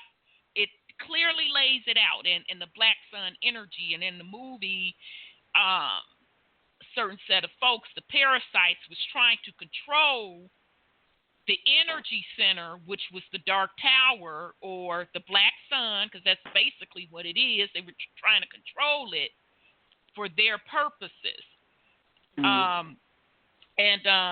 Shit, y'all, and lost my point. Oh, was the point. So in the movie, my man Idris was talking to the little boy, and the little because Idris was from another dimension, and so they were in the new dimension, this dimension, and so Idris said to the little boy, "Oh, your animals still talk?" So it made me think of what you just said, Brother Sean, that what we are calling animals were really different beings that were vibrating at a higher frequency. So that's very, very interesting. Okay. The return of the ETs. ET beings having already observed or interacted with Earth and its life forms in the past, observed increased activities, EMs and other signs of reviving civilizations, and being naturally curious, along with some groups of additional agendas, decided to investigate and interact. Before increasing of numbers of giant animals and dinosaurs and the future deadly rampage of these, certain ET groups became so impressed with a harmonious yet technologically advanced Earth that these groups, long in an observational role, decided to once again intervene in the affairs of men and women. These earlier interactions between Earth humans and ET humans and non-human types were especially beneficial to humanity's knowledge and technology and material developments, human potential, both good and bad, especially interested the ETs, Lemurian, Atlantean, and others. Application of knowledge via the rebuilding of grid/ley line systems was one of the earlier observations by off-planet groups. ETs of various groups then began an interchange program, interchange of knowledge, so humanity began to import technology from these groups. And the literal gem of all information received from the ETs and the demigods was. Okay, so let me pause. Take a sip of water.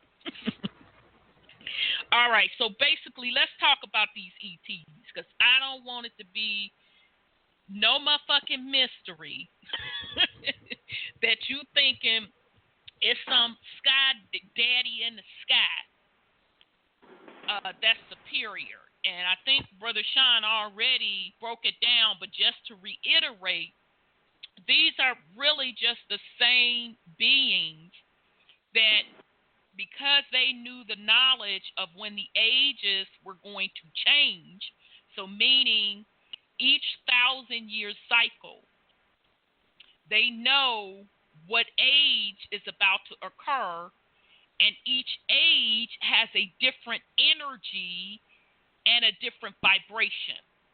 Okay, and you could do a little research on your own as far as the 1,000-year ages, like you have the age of Pisces, which was the whole fish, Jesus concept, Messiah concept, and now we're in the age of Aquarius, the water barrier, knowledge, etc. And there's energy centers associated.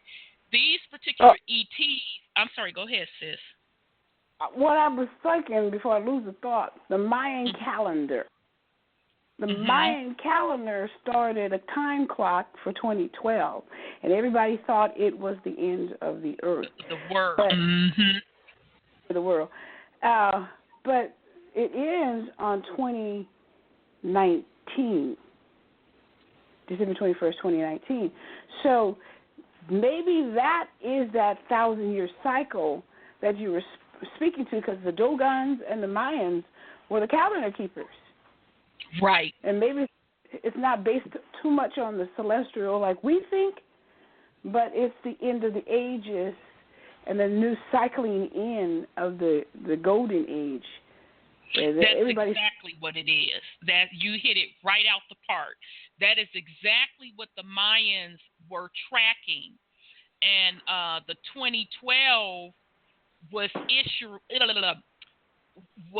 end of the Pisces age and beginning of the Aquarian age. So meaning we were moving into the golden age. Right. So we are already in the golden age. Okay, so meaning the vibration of the planet will get higher and higher. So you are absolutely right. And we've talked about this several times, that the way time, and we did a whole show on time is an illusion, was calculated was not what the shit they're doing today.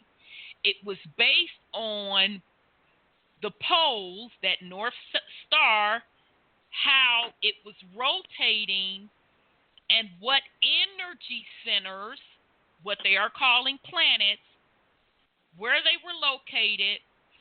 That told you what energy center was going to be popular. So these ETs, not popular, what was going to be the vibration on this planet. Yes. Now we're talking about Mayan. That means illusion. So the Mayan calendar is illusionary time. And that was us coming out of the illusionary time. That's a very good analogy. Into the age of knowing. Yes. Yes. That is a very excellent analogy. Yes, because Aquarian is the age of knowing. Absolutely, Brother Sean. And I see you, 832. I'm going to bring you on, brother, right after I make this point. The point I'm trying to make, that the ETs were just the folks that knew this knowledge, okay? They retained it, okay? And so they probably went into either the outer realms, so meaning past the Arctic pole to live, and then came back when the conditions were right for them. And then when they showed back up, they showed up as all-knowing, but that's because they held on the knowledge, because they were not in the space when the vibration level was kept being lowered. Okay. Let me bring on. I'm sorry. Go ahead, Brother Sean. Extraterrestrial. Terra meaning Mother Earth, another name for her. Exactly. Extra, extended. That's what I said. Earthly. They just from exactly an extended plane. They way out there, not way up there, but way out there. Way out. That's exactly what I said, Brother Sean. When I looked one day, I just looked at that word extraterrestrial. I said, these motherfuckers. It's right there in your face. That's just extraterra. Yep. Or extraterritory. Meaning out. Yep. Oh, okay. I get what game this is. So exactly. So that's what I believe these quote ETs. So all that story about the Anunnaki and all of that, whatever name you want to give them, were just beings that came from those outer layers into this particular realm. Now, notice, if things was also motherfucking good, kiss, kiss, hug, hug, blah, blah, blah, blah, why can't they keep their ass on the out in their territories? Why you have to keep coming over here fucking with folks?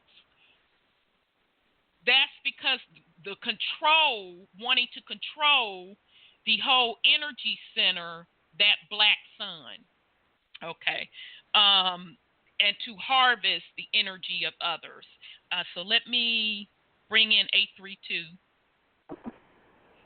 832, your line is open. Rhonda.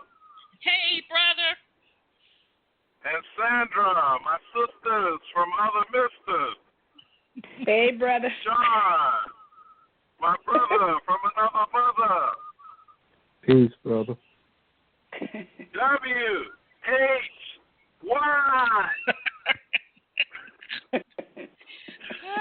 I'm gonna give you a gift, Rhonda. A couple of gifts, actually. Eliches. That's your word. Eliches, not elite. And answer to your question, John Trump was the uncle of Donald John Trump. And I don't know if you haven't seen it. And he's the one that was called in out of the blue to oversee the, I guess you could say, the effects of Tesla after his death. And by the way, while I'm thinking about this, can you recruit that good young brother James Dunn to be on a show and talk about the expiration of those 700-plus patents of Tesla and what that may mean going forward? Yeah, that's a good idea. I'll reach out to him and put something together. That's a very good idea. Now, Dr. John Trump, you might want to just look into that for some other reasons, because it's not just nefarious. There's some very interesting things behind him on why he sat on this information and the effects of Tesla going forward. Now, in between the two political and financial issues that Sandra raised, Westinghouse was who you were trying to think of, that Tesla wasn't able to get completely empowered because J.P. Morgan is the benefactor you were trying to think of. John Pierpont Morgan was pitting the two against each other because it's all about competition, right? Now, the issue of free energy, zero power, 0-point energy, Sean, I know you're hip to that. And these things that will push us in a direction of anti-gravity, some of the examples are current right under our face is these maglev trains, these high-speed trains that we still haven't seemed to be able to build one in the United States, but they seem to be popping up all over the rest of the planet. Yeah, they're everywhere. And they showed it in the movie Black Panther. They literally showed you the technology and how they laid it out pretty well in that movie. But I'm sorry, go ahead, brother.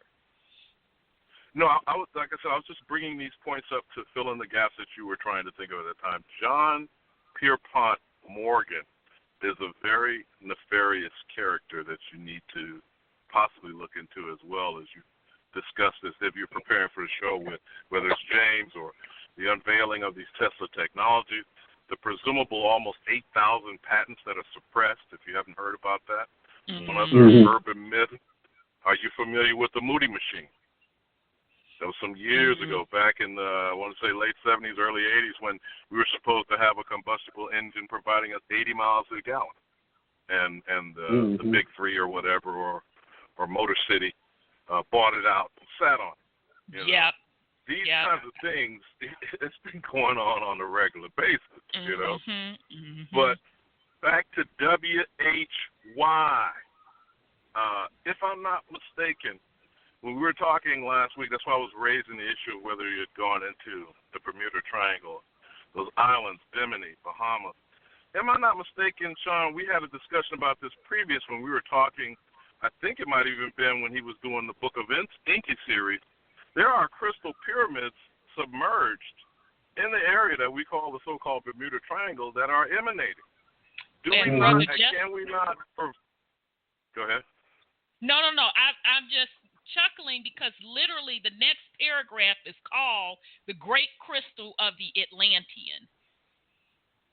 And it talks about orgone energy and 0 point. So, but go ahead. I'm just kind of chuckling because you was right there. There have been YouTube videos that supposedly showed the beams emanating, right, Sean? Because we were talking about this before. I forgot what section it was. Remember we were talking about the megaliths and those humongous landing strips or whatever you want to call them that you can only see them from the space lab or from a satellite projecting. where you could see where they laid out the spaceports. You remember that part of when Brother Wendell was doing the Book of Enki and whatnot, and talk about where these particular ports were set up? Yeah. Yeah, and I think he was saying South America and Lebanon. Yeah, Lebanon. Thank you. Yep, Lebanon. Yes, I remember. As well as Syria, and don't forget, ISIS was destroying a lot of those particular statuaries, etc. You were speaking of statuaries. You commented on that too, about where were these statuaries that were submerged? Was that also in the Bimini area? In Pacific, I think it was. So it's in the Pacific Ocean. Yeah, I think it was the Pacific. But there's some also in the Mediterranean Sea over there as well, but those were people that ruled they wanted to bury. But the ones, I think, it was in the Pacific. Yeah, but it also showed. Go ahead. It also showed when they were destroying those things, they were fake. Because they had rebars in them and all type of stuff. You could tell that they were pieced together, that they weren't cut from solid stone, like the ancient artwork was allegedly done. Right. And some of them were whole pieces.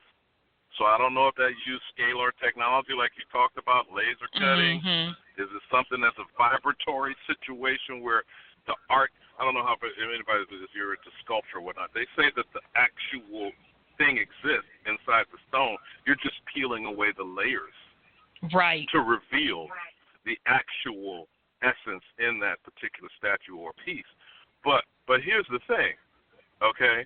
And all these things that we're referencing, again, is to try to avoid showing megaliths, Africoid features, as you talked about, Negroid, Mongoloid, Caucasoid, et cetera, whatever. All right? These are all from people who are devolved.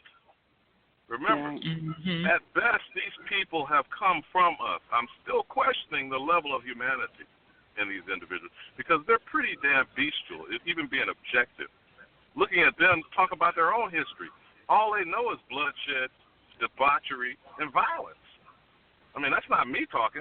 That's, if you're objective, you listen to them, that's their own historical reference. Right, but isn't everywhere they've gone over this planet, has been to conquest other people. Where are they from? No one can actually seem to say. No one can actually seem to tell me that they have an actual homeland. Maybe those caves you talked about earlier, or the subterranean, beast-like people, if you will. I don't know, but actually, I don't care because I'm not from them. I'm not of them. At best, they may be barely from us. Okay, for example, and that go along some of what we were talking about in Enki and about human genealogical tampering, etc. That's taking the DNA splicing, if you will, and whatnot. But as we consider, because I'm still thinking about this, is like 2 Decembers ago you had James on. And I'm really intrigued to know how far he's gone with his. Remember, he was creating his own kind of mathematics that was combining pictograms, sign language, and hieroglyphics. Yes. Right. Yes. So if we're going to get to the point. I'm sorry, go ahead, brother. Well, I was going to say, if we're going to get back to the point of communicating the speed of thought, I think that's where you were headed. I don't want to, get ahead of where you're directing the rest of the conversation. But the phrase dumbing down, which I don't necessarily appreciate that being the son of a school teacher, but the whole concept of how people have been. Remember the scene, the opening scene in the original Jurassic Park where they showed you the mosquito trapped in amber? Yeah, that's true. That's us. The amber is white supremacy. The essence is us.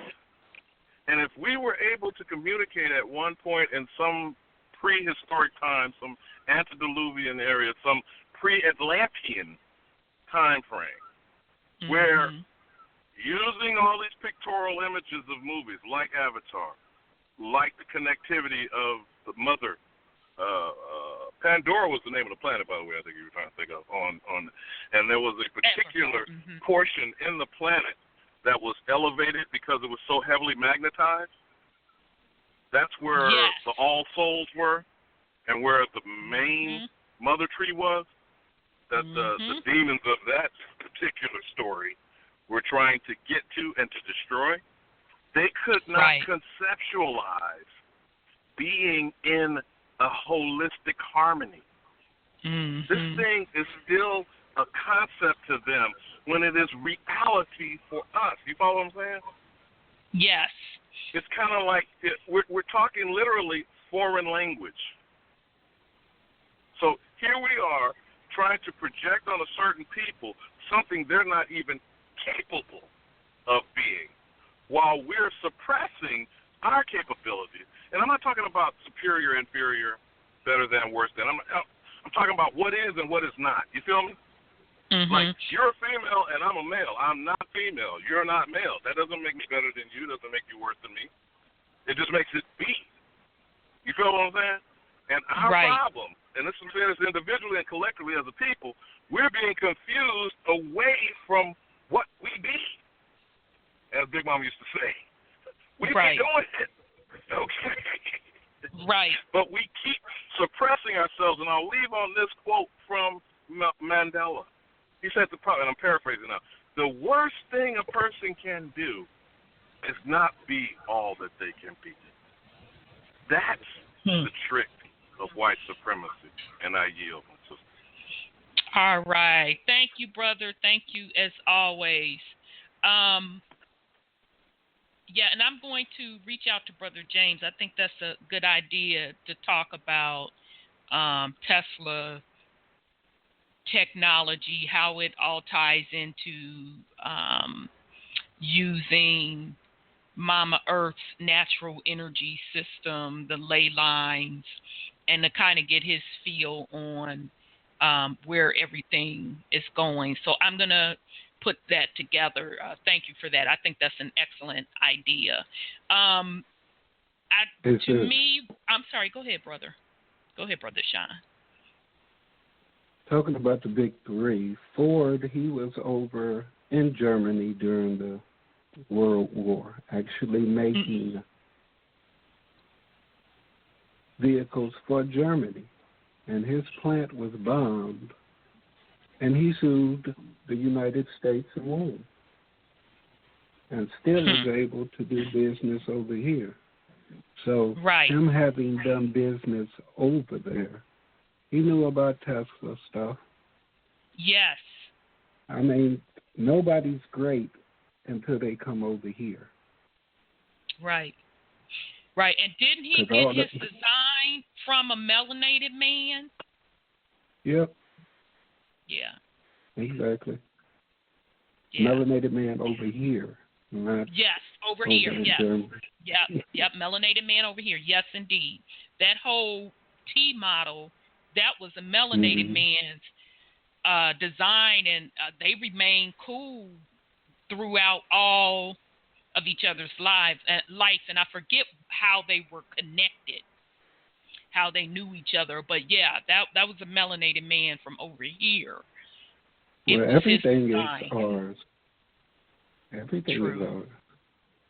And, getting back on that, as far as, like they say, thought going to Kemet and teaching them the ways of the fallen. They learned, I'm sure, gene experiments from the Lemurians, because it said in the article that they were performing gene experiments, this, that, or the other.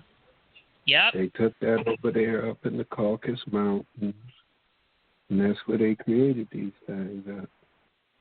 And thought was an Atlantean, right? Yep. Okay, I just want to make sure I had it straight.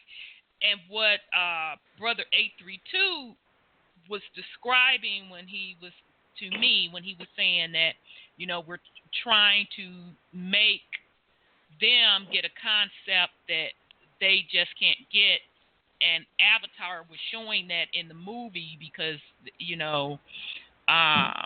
the indigenous of Pandora were using the energy from the planet, and the invaders wanted to dig up those minerals for profit and gain, and they didn't care what impact it had to the planet. And my whole thing is that's all vibrations. I'm sorry, it's all vibrations. At the end of the day, it's vibrations. You have a set of folks that get how we are supposed to be in harmony with Mother Earth, that we enter and understand that Mother Earth is a living and breathing entity that is providing, and we are the caretakers and are supposed to take care of her and leave her in the same or better condition. Then you have people that also understand and overstand this information, but they choose to harvest the energy so they can rule. Right. Okay? So they know the sciences and all of that. And that group of people came out of the Atlanteans. Okay? Right. And then the experiments went on, and I don't know if it was a mutation of a gene. Some folks say it was a mutation of the gene on how people with pretty much no melanin, you want to call them white people, came into play. Or if it was lab creation. Okay, but either way, we're talking about vibrations at the end of the day. I'm sorry, go ahead, sis. There's a relief on the pyramid on some wall or something where thought is spinning a wheel, and he's making people, and he's making them out of clay. Now, Christians say God is the potter and we're the clay, but thought actually made, according to this relief, and if the Atlanteans went over there and thought was doing this, he made the people out of clay. And it carries back to Daniel's gospel of Nebuchadnezzar's dream, where there will be people made of clay and not man. And so what I found out, they have different gene variations, the cysteine gene, the triacenes, and all that kind of stuff, proteins and stuff. And some of them are made with fish DNA, which blocks melanin, by the way.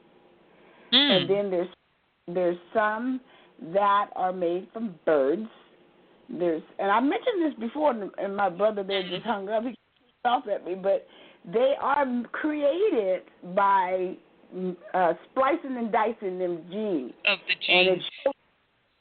And they show on a relief that thought was doing that over there in that Egypt place over there. They put over there that was over there. To put something on what you just said, that goes back to those ancient African maps I keep talking about. Right, exactly. That shows the different species.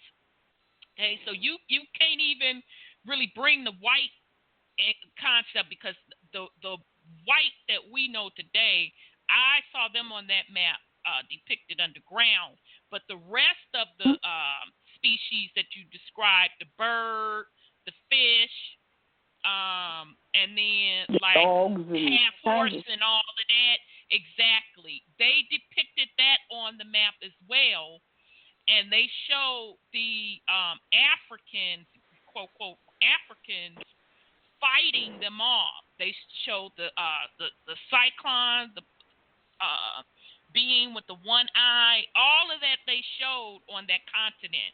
So I immediately thought either two things: genetic experiments, gene slicing, or other beings from extraterrestrial or extra territories.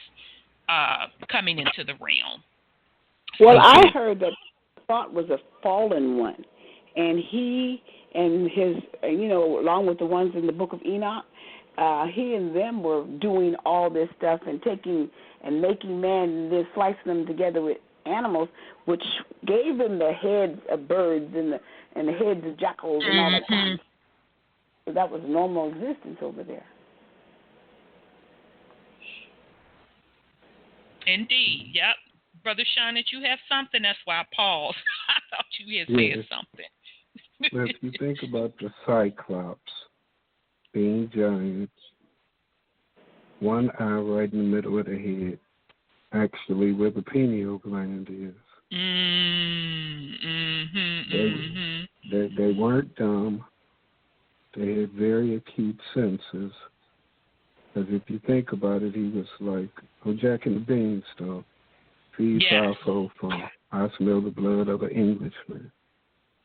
He knew who it was by the scent of his blood. Right. Back to that bloodline. Bloodline, yeah. All they right. just been putting stuff all in our face. Exactly. Well, now they're putting there's a difference between a man and a person, a people. They're not. They're human. That's what they call them, humans. And interestingly, last week, when we were going through this article, it talked about the different variations of humans. So, I mean, just now things are just blended all together. But this plane or Mama Earth has various species upon her. But that stuff that they're covering up, and a lot of that covering up is with the black-white issue and with these racial classifications that they have given. Okay, but when in reality, you're talking about a mixture of beings and species from different bloodlines and different ages, and I'm going to go as far as to say even different realms outside of this realm. So that's why you hear people talk about, Big Mom and them say, that baby is an old soul. You can sense someone's vibration. When you are in tune, you should be able to sense someone's vibration. And someone may be 90 years old, but has the soul or the vibration of a younger one. You can have someone young that we call an old soul. Okay? But it's all based on different bloodlines and vibratorial states. So that's why I keep harping it's deeper than a black-white. Right. That's what's holding the quote-quote melanated people down, because we have to look at face value from a vibratory standpoint. Because we want to lump the whole melanated race together. Whoa, yo, we're all great, blah, blah, blah, blah, blah, but ignore what truly brought us to this state. And white supremacy is just really the lowest point that you can be. Because if you're saying that your genetics is at the beginning of this plane and you are suppressed by a younger species, you got to really think on that. You have to really think on that long and hard. And it's deeper than beyond the quote-quote white supremacy. If they are either your children, if they were a mutation of you, or if they were your creation. But yet, you're suffering under a system that they're benefiting from, that should show you from a vibrational standpoint how low you have fallen. Okay. So I'm just going to put that out there. I'm sorry. Yes, go ahead on, Brother Sean. I mean, they say this is the third earth or the third creation. Mm-hmm. And even back during the first creation with the Lemurian, Atlantean thing, the Americas was right in the middle of them two. Yes. It Isn't talks that about interesting? the Lemurians being giants, and it talks about the normal-sized people here in the Americas. And then you got these extra smart people, the Atlanteans, on the other side. Right. The fight was about here, because this is still the center of the universe. Everybody's Exactly. mama trying to get here. Exactly. All knowledge originally came from up out of this region, because yes, whether people want to admit it or not, that means Atlantis and Lemuria are a part of the Americas. Now, as far as for the difference in the bloodlines and who's who, that we may never find out. But bottom line is, somebody from the Americas, whether you say thought was Atlantean, it was still over here on the Americas, went over there and taught them knowledge from here, which they later used to come over here and conquer us. Right. Right.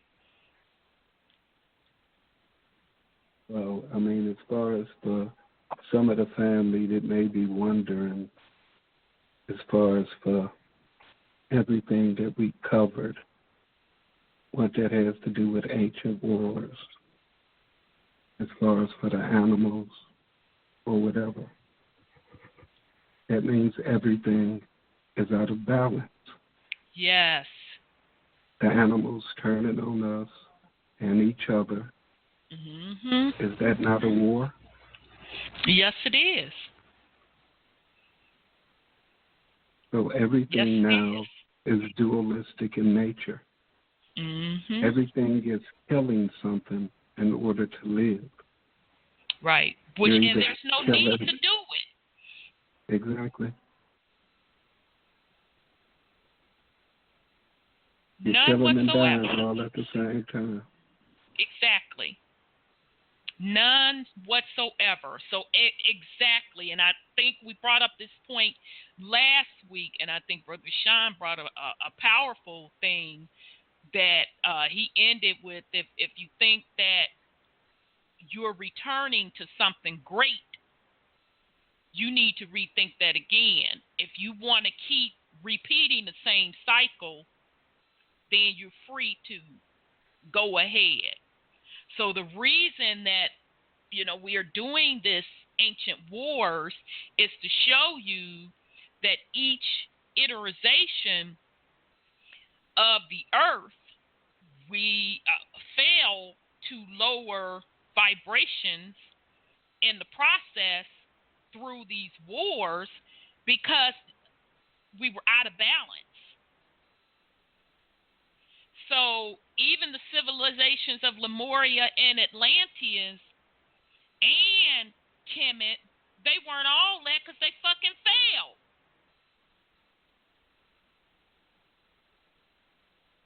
And it's simple, because they were not in balance. So very, very good point. Okay, the great crystals of the Atlanteans. The most notable of these imported texts, was the giant power crystal of the Atlanteans. Sorry, y'all. This great crystal would eventually supplant the grid system, which the ETs had been so interested in the first place. So there go those ETs over here again in folks' business. Now, if they were such all that in the bag of chips, why would you be interested in the grid? I'm just saying, if they shit was so advanced and they was on point and they was on and popping, why are you back over in this realm interested about this grid? Okay, the original uses of the Great Crystal were like the grid ley line system beneficial, not just to humanity, but to plants, animals, minerals, and the movement of the planetary life energy. Orgon, chi, 0 point, etc.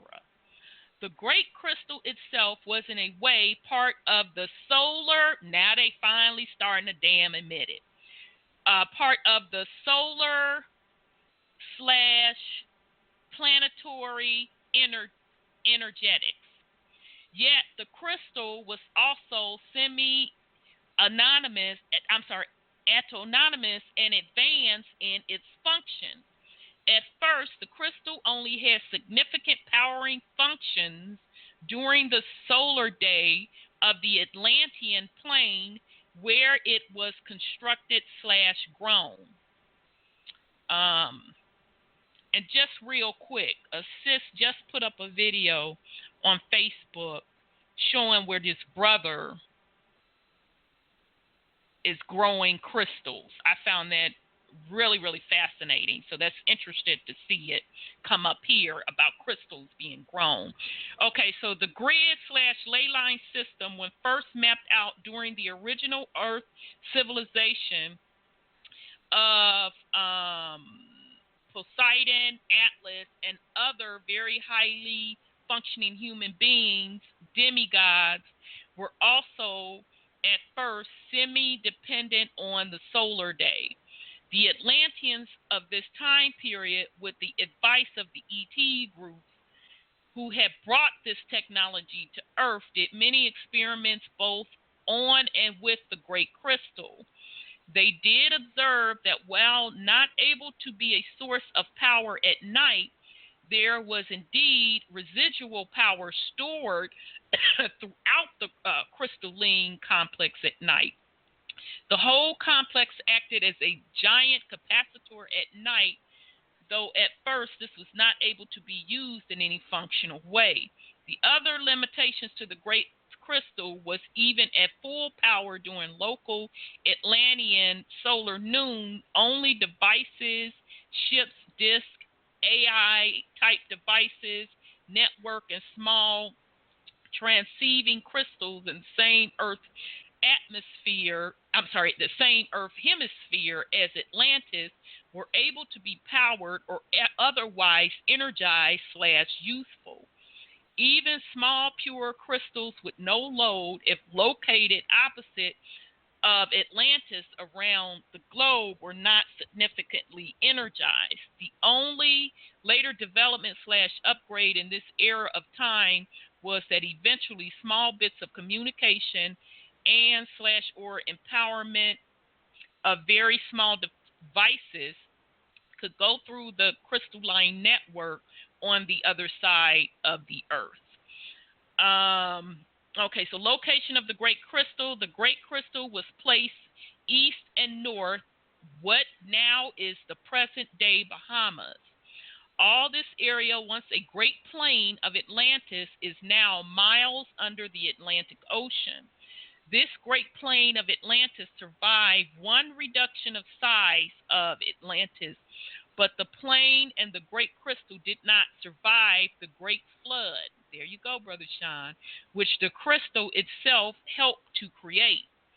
At the time of the original placement of the Great Crystal, the crystal was located centered in all then existing land masses, very similar to the centering of the Great Pyramid of Egypt now. What was the power and range of the Great Crystal? Okay. All right. So I'll stop and pause in case somebody want to put something on it and get me a sip of water. Yeah. Now, what I'm thinking reminds me of solar power. That's what I was thinking too, Brother Sean. And the difference, I guess, between the pyramid crystal and it not functioning properly and solar power today is the fact that these solar panels are coated with melanin. That's why they dark. Yes, because melanin That's why is they can absorb the sunlight. Yes. That makes sense. Damn. Yeah, you hit that one out the park. That makes sense. Okay. That makes sense. That makes a lot of sense. Okay, the 5 original continents of humanity prior to 52,000 BC, part 3 through 5. Africa, the crescent land, the land of the third appearing atom. There we go. So, as we were saying, different iterations of Earth and beings as well. Okay, so But then, okay, earlier it said that, you know, the plane was just basically all at one level, water level low, this, that, and the other. Then we go off into the terraforming, which is probably the reason why we got all these valleys and dips and all this, that, and the other from, you know, people digging into her, explosions, and everything else that is taking place. Wars, right. So, I mean, they the third atom during what? I mean, it has to be during the fall because they're, quote unquote, the new beings. So they're the new kids on the block. Yep. I mean, during, for us to have fallen, like they say, if you're vibrating at a high enough frequency, no parasite can exist within you. Exactly. So, I mean, the question is, we're wondering where they came from, who created them, this, that, or the other. Maybe they was already here, and it just took for us to fall to a low enough vibrational frequency for them to be able to attach on to us, or for us to actually see them. That's interesting. Because what I'm thinking about when, as you're describing that too, that's why we get into the terminology of carbon and carbon-based beings. Mm-hmm. So, in other words, when we were vibrating higher, we were different from a physical perspective. And that's where that whole crystalline / silicon comes from. And then now this iteration is carbon, and then you have carbon base. Mm-hmm. That's a good point. But even with that I'm sorry, go ahead. And just like think about some of the illustrations where they show people with elongated heads and, you know, different physical characteristics. If they were extraterrestrials from someplace else that's vibrating at a different frequency, their physical characteristics would naturally be somewhat different. Mhm. That's a good point. And so that would kind of go into, it still had to be a creation of some sort, right? Yeah. As for the physical, but that was a contract that we entered into. And as far as for how it went wrong or how we actually got off into this contract, because that just takes me, okay, we on ancient wars, and the war is still going on. Yes. We talk about vibrating at higher frequencies, waiting on divine feminine energy, the whole waiting thing again. If we're the creators, the way that we manifest things is we do it. We make it happen. Right. We don't sit back and wait for manifestations. Right. So as far as for, I mean, if we created this game, let's talk about just ascending out of here and leaving the lower dimension where it is. I mean, how are we really supposed to be able to do that? If we're the creators and we can't master this game here, how are you ascending? Right. Yeah. So I'm just thinking at some point, in order for us to truly do what we're supposed to do, we're supposed to put this motherfucking game to an end. Right. We need to quit bullshitting around, quit waiting for this person, that person, and do what the fuck we supposed to do, because we are a part of this physical manifestation. We're supposed to balance the physical. Balance it out. Spiritual. That's right. Yep. And if we Clean can't control if we can't control our creations, then that's why we're in hell. We created shit that we can't control, and we're not being let out of here because this bullshit that we created, they don't want it no place else. Right. Y'all created that shit, y'all deal with it. Y'all clean it up. Right. That's your fuckery to clean up. I 1,000% agree with. I 1,000%. But you know, when people don't even want to face that fact because it's somebody else's fault, that's what blows my mind.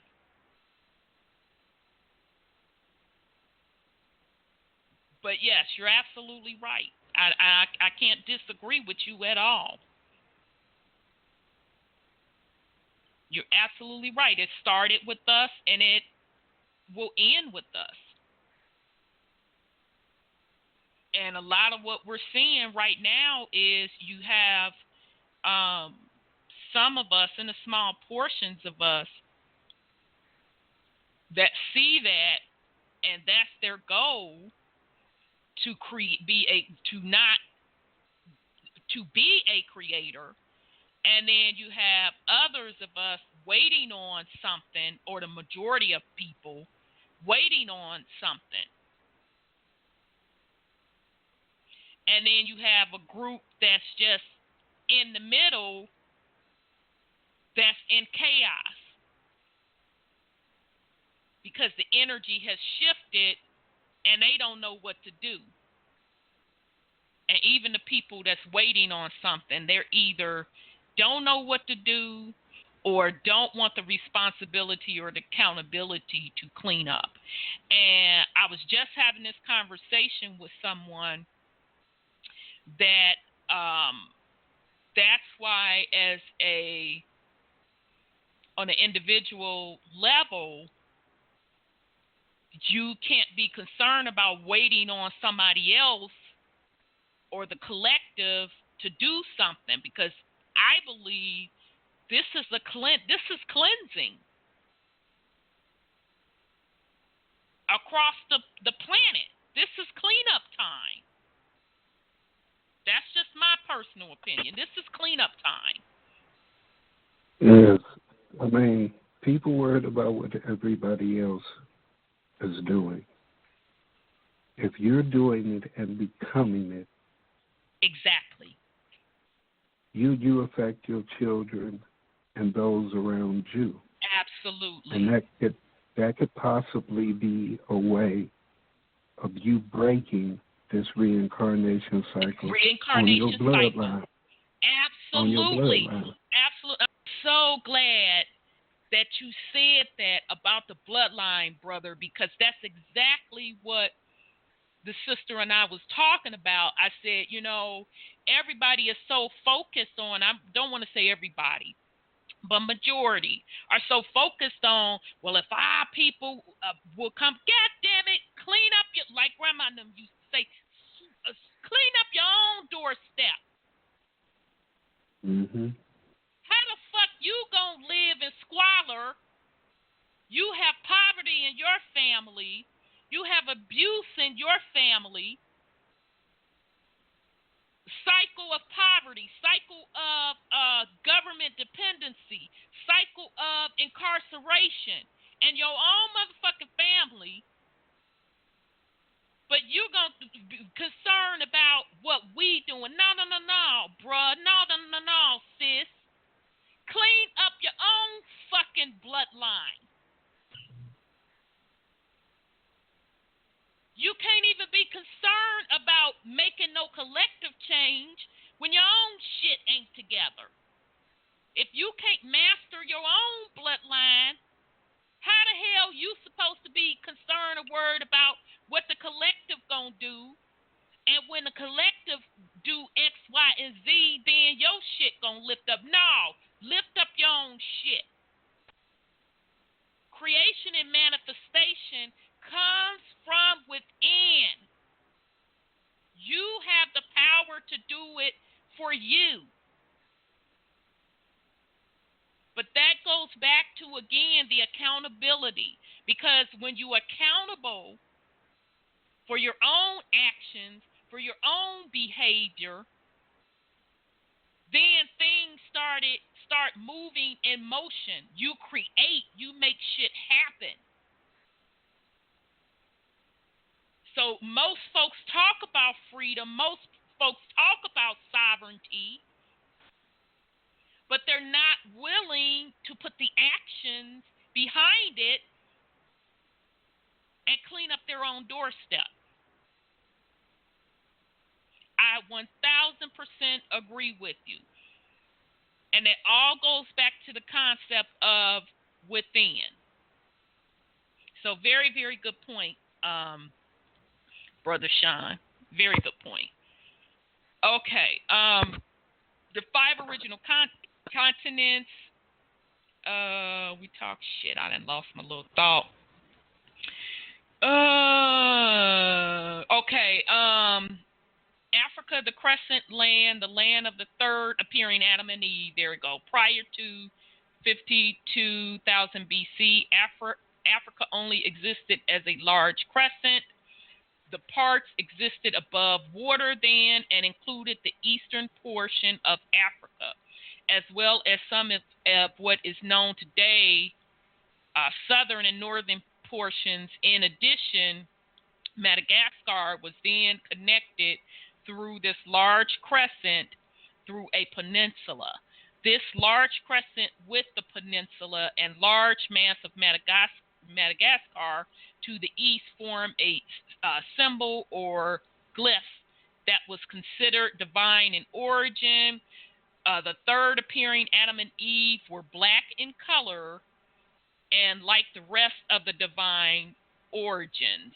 Out of the 5 original lands, continents of modern humans, Africa is the one continent that not only was mostly not bombed and not humanly altered, but also gained the most land mass as a separate continent. During the great land mass altercation of the Great Flood and after the Mahabharati/Atlantean World War.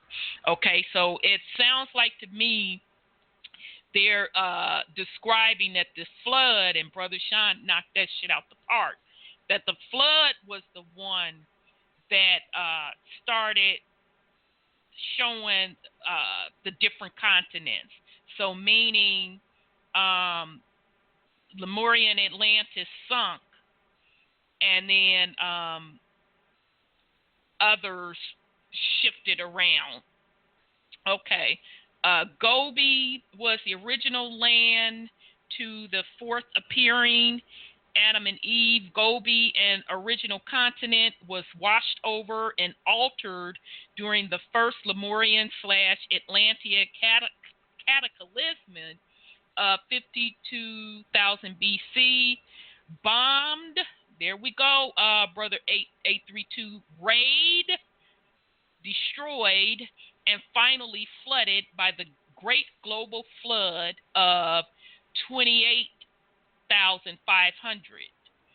And also bombed, flooded, and had a major landmass altercation during the Mahabharati/Atlantean War that changed Gobi into today's Mongolia, China, and a few other lands of that area. Present-day Earth, more descriptions. Okay, the fourth appearing Adam and Eve were yellow in color and, like the rest, had divine origins. So that's interesting. Damn, I hope we got 30 minutes, y'all. Shit. If not, we may have to pick up next week. Okay, so Brother Sean, what you just said about the falling into the physical and folks already being here, it appears that each time that a war broke out on Mama Earth, that she cleansed herself. Mm-hmm. That's where the floods come into play.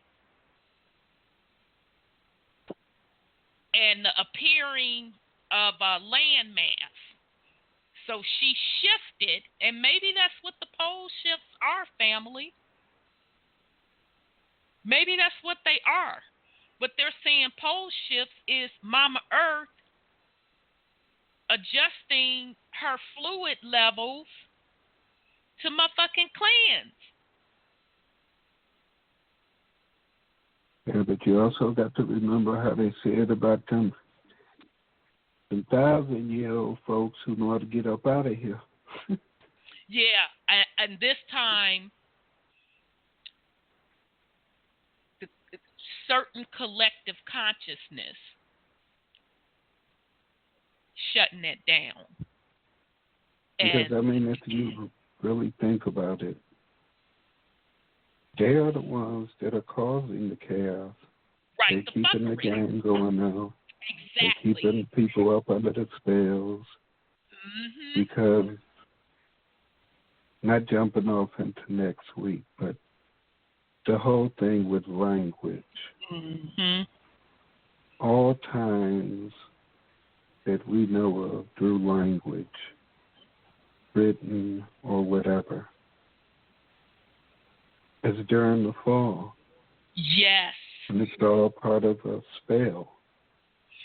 Yeah, and interestingly enough, because, and you've always said this out the gate ever since I've known you, of language being a spell and how it's really, as divine high vibrational beings, it's the lowest level of communication. It would make sense that every time a flood happened, which was Mama Earth cleansing herself, that the language changed, because that brought in a new set of spells. And we're going to get back, and we're going to really dive deeper into the spell of language, because that's literally next week's topic. We're going to get into that. I was just listening to this guy talk about Babel, and the fall is of so-called man is they babble, and our language, even though we think it is good, it is babble, because it's a verb adverb, and it's not positive language. It's spells, because we used to read from right to left, and now we're doing left to right. And all our laws are based on Babel. Yes. And so we still are under the spell of the fall. Basically, what he's saying. Absolutely. And we are still babbling. We are still in the negative energies. And we have not risen out of it unless you start learning the syntax and changing the language. Exactly. So the continents are not even anchored. The landmasses are not even anchored. They just float, as far as I understand it. And so the water is drying up, as we know. We're having lots of water issues and droughts and stuff. So when I was listening earlier, you were talking about the Lost Book of Enki. Well, when he came, remember them, they had to have a space suit, a water suit of some type, to divide the waters, but they could walk in them. But they had to divide the sky from the sea, obviously, because they were able to walk. And you say nobody was swimming.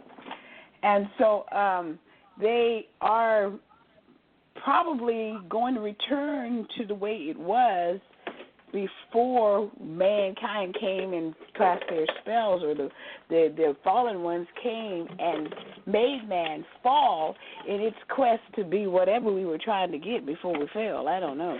But the fall of mankind has to be a whole lot of issues other than frequency, I'm thinking. But there is nothing but frequency.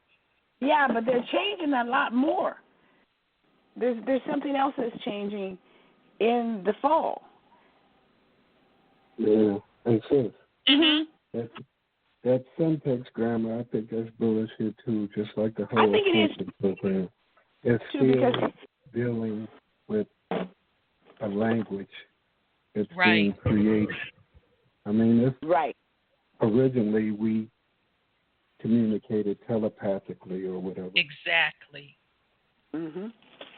We have to return to that type of vibratory frequency in order to be able to communicate like that.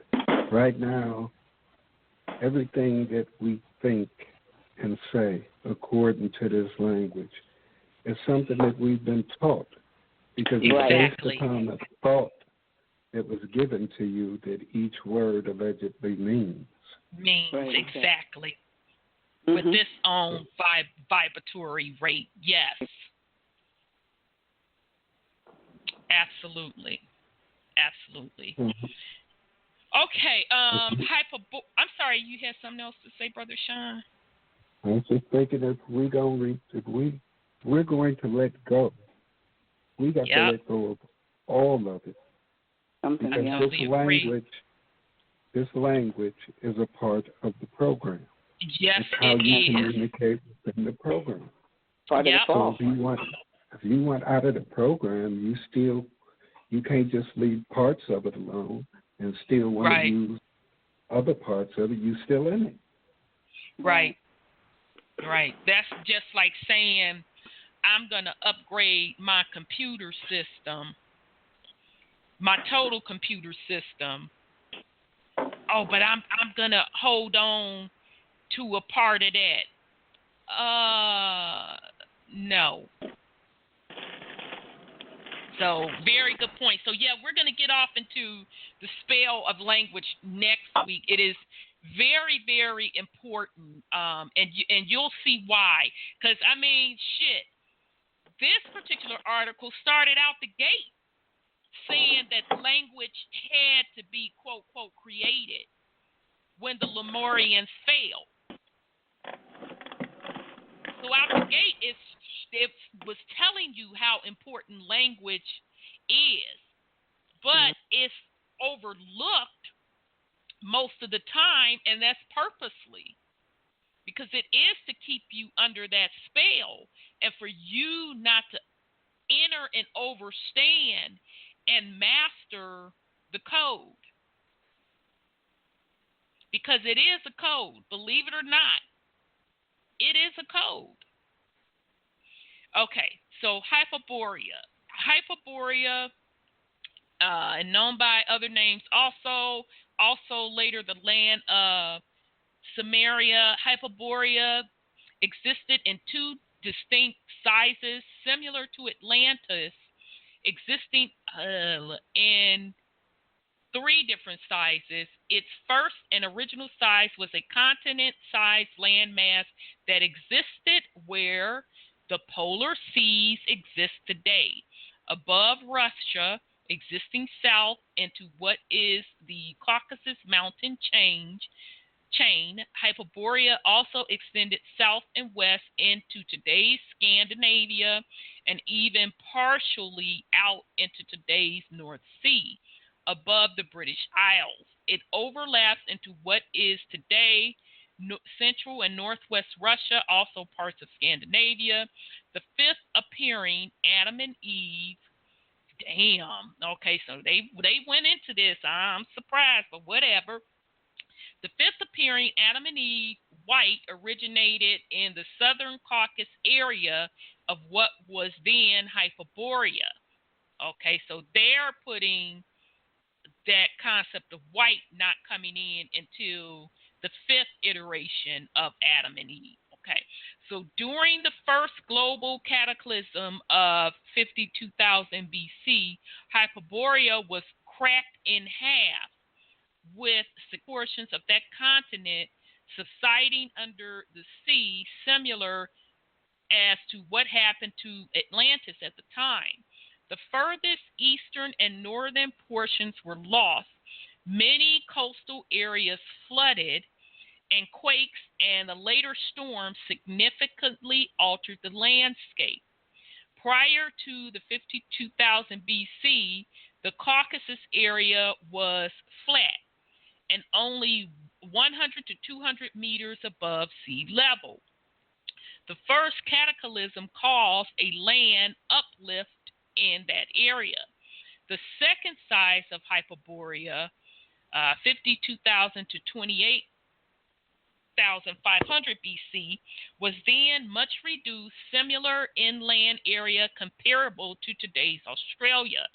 It still included the Caucasus area extending north and west to include Scandinavia and also extending out into the North Sea.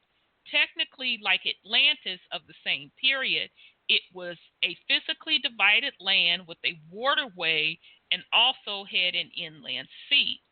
After the land recovery from the quakes and the storms of the first cataclysm, the land was again lush and green and fruitful, as was Atlantis and most of the other lands of Earth of the pre-flood era. As stated elsewhere, the pre-flood Earth was much more nourishing, lush, green, and fruitful as compared to present-day Earth. The Great Flood of 28,500 BC changed everything upon Earth. Oceans and seas where land once was, and vice versa. High mountain ranges and volcanoes where none used to exist. During the Great Flood, Hyperborea ceased to be any separate above sea level landmass, with the Caucasus and Scandinavian areas becoming part of the new landforms. Parts of Scandinavia became a part of a new land extending out into the North Sea. And sorry, y'all, this is hard to follow along. Out in the North Sea, and it became to be known as Cimmeria. The Caucasus area uplifted into a mountain range during the Great Flood and became part of a greater size emerging land now known as Greater Russia. Cimmeria as a land and a country existed post-Great Flood of 28,500 12,500 BC until the Atlanteans, Mahabharati World War, and subsequent earth changes of 10,000 BC. Cimmeria as a land covered parts of today's Scandinavians. Okay, you said that. Extending out into the North Sea area, the World War of 10,000 BC used advanced weapons, triggered earth changes and great storms that uplifted part of Scandinavia and sunk the western land of Cimmeria under the now larger North Sea. Bombing, the cataclysmic uplifting of the mountains, and tsunamis and land sinking destroyed the civilization of Cimmeria.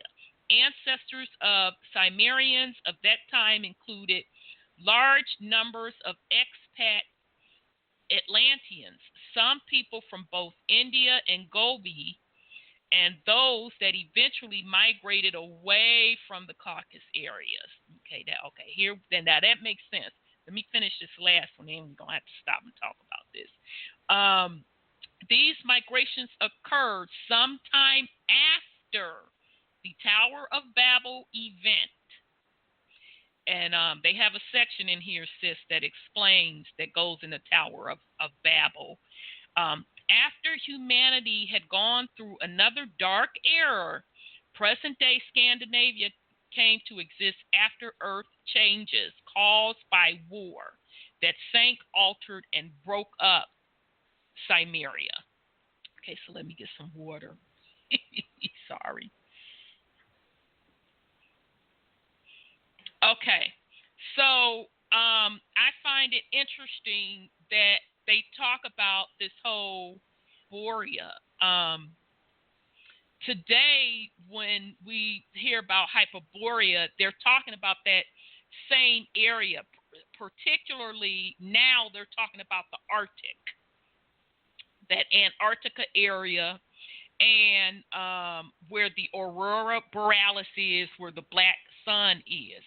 So I find it interesting that yet another war had broke out that altered that area that spanned it from Russia, Scandinavia, etc., and how it talked about how that civilization, Cimmeria, pretty much failed. And then they're also introducing the fifth appearing of Adam and Eve, but the people of the Cimmeria civilization were some of the ex-Atlanteans. So I find that very, very interesting.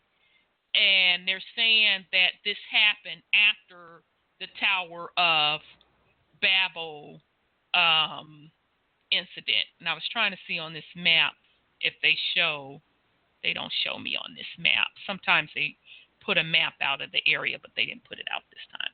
Okay, I'll pause in case somebody want to put something on it. If not, go ahead on, Brother Sean. If you think about it, all these ancient wars that we're hearing about took place everywhere but the land of milk and honey. I know. I'm still keeping that in mind, too. Like, I have yet to hear about the Americas.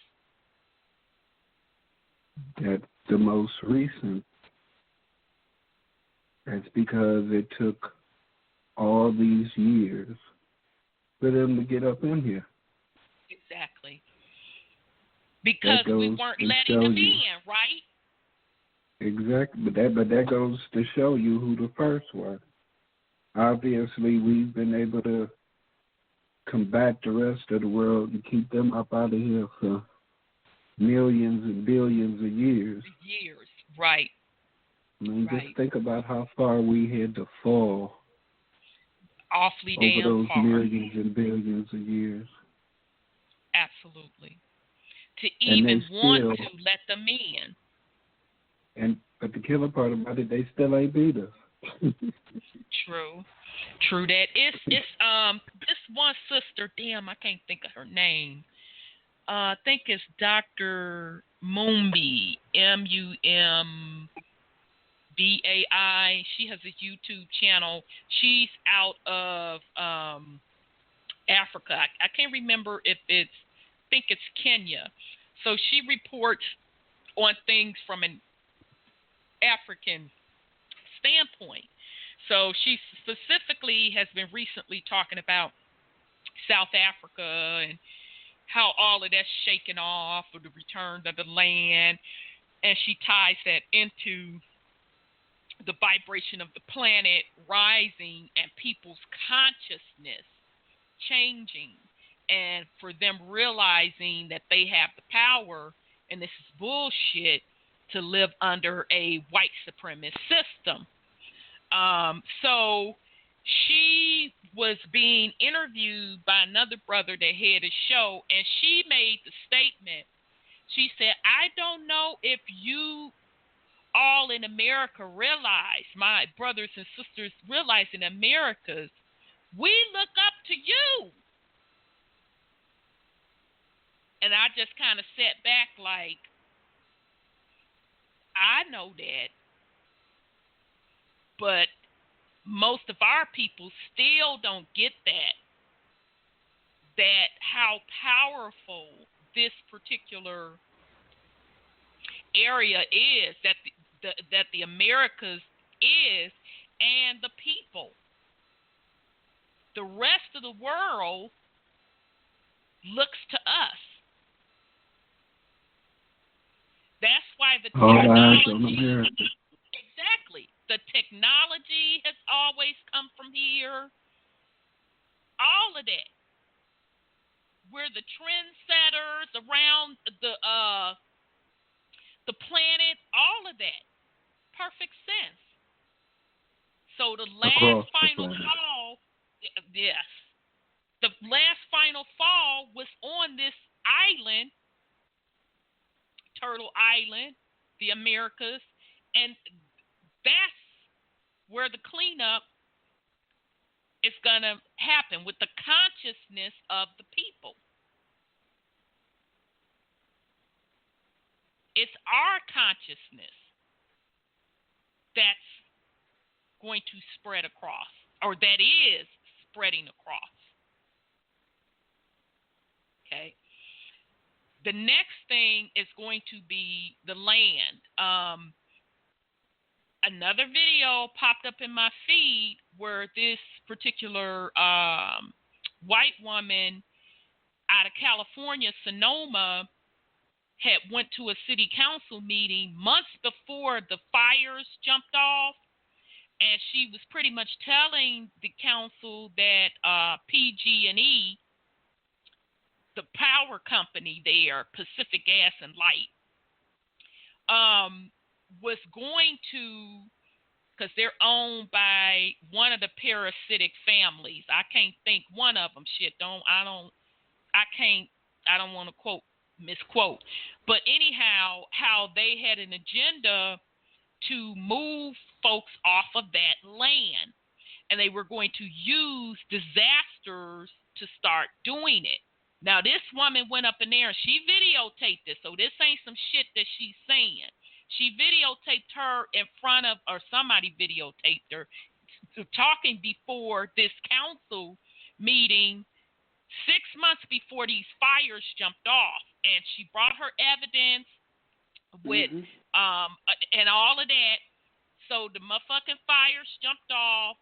So she did a little follow-up video in this video,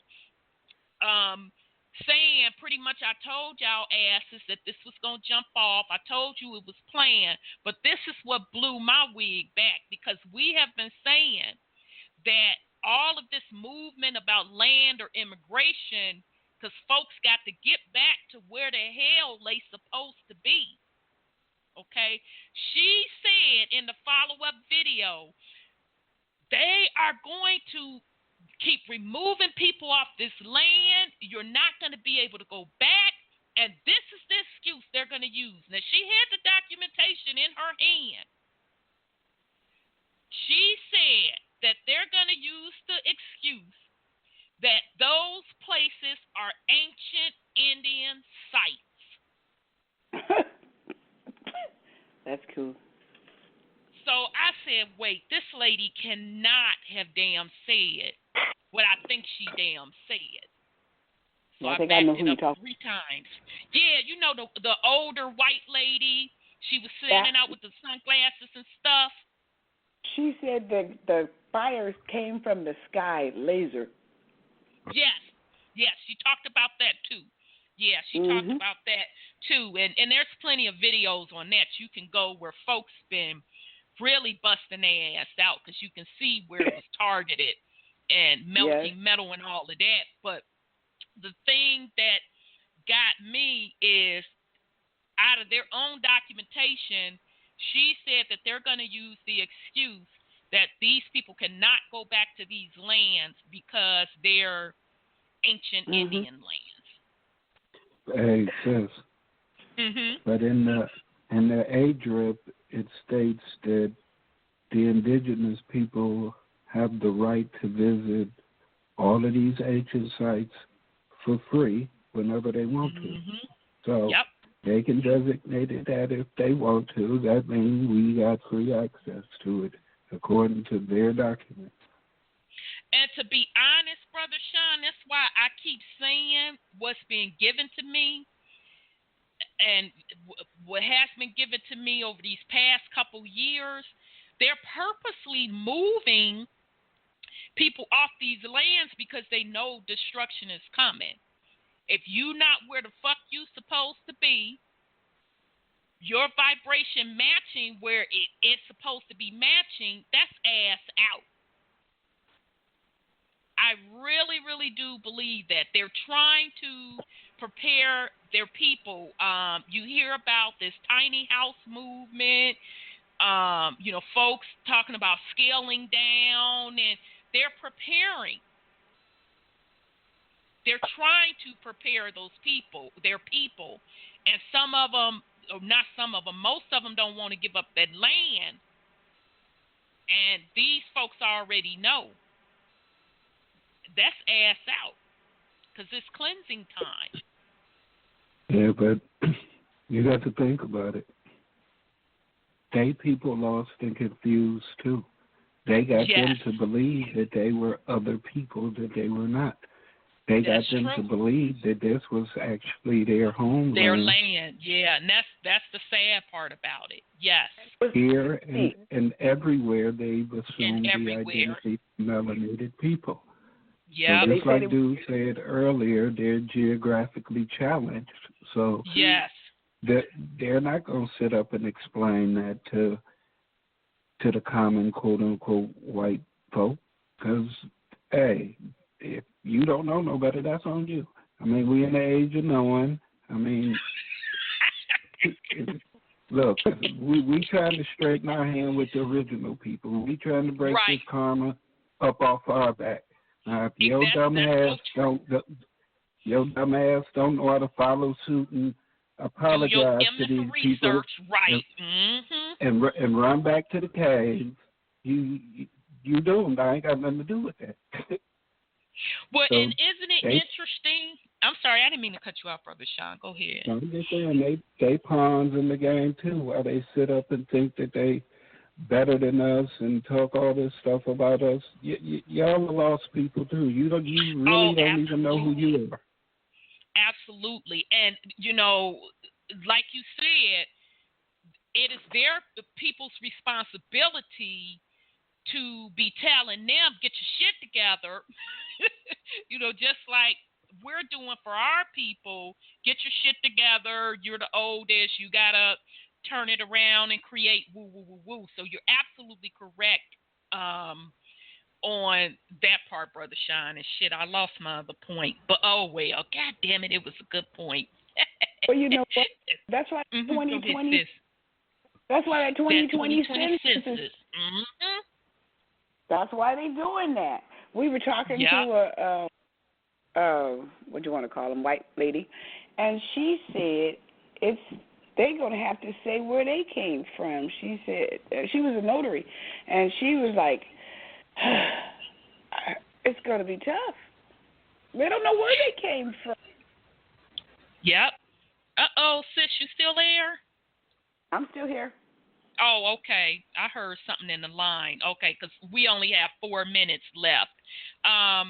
Okay, so I'm not going to be able to finish, but you can certainly finish this on your own. And I didn't even get through all of it. There's so many sections. They have 13 sections in here, and we only on section 4. The site is called atlantishistory.info. So you can certainly go on and do this yourself. My point was I just wanted you all to enter and understand that the different wars and incarnations and reincarnations on Mama Earth, as she did her cleansing based on the level of consciousness of the people and the vibration level of her. She does her own cleaning. So we have to enter and understand, like Brother Sean said, to stop fucking around and end the game. So Brother Sean, you have any last words? Because I think we literally only have 3 more minutes. I'm good, sis. Okay. Sis, you have any last words for the family? I know they know it's over. That's all Exactly. I have to say. They know it.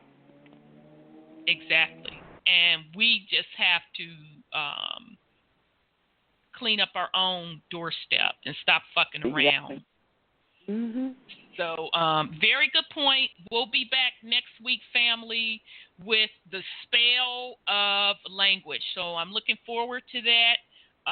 Love you very much. We're going to rock out with some music. We probably only have a minute or 2. So peace and love, family. Trying to get the music. Sure.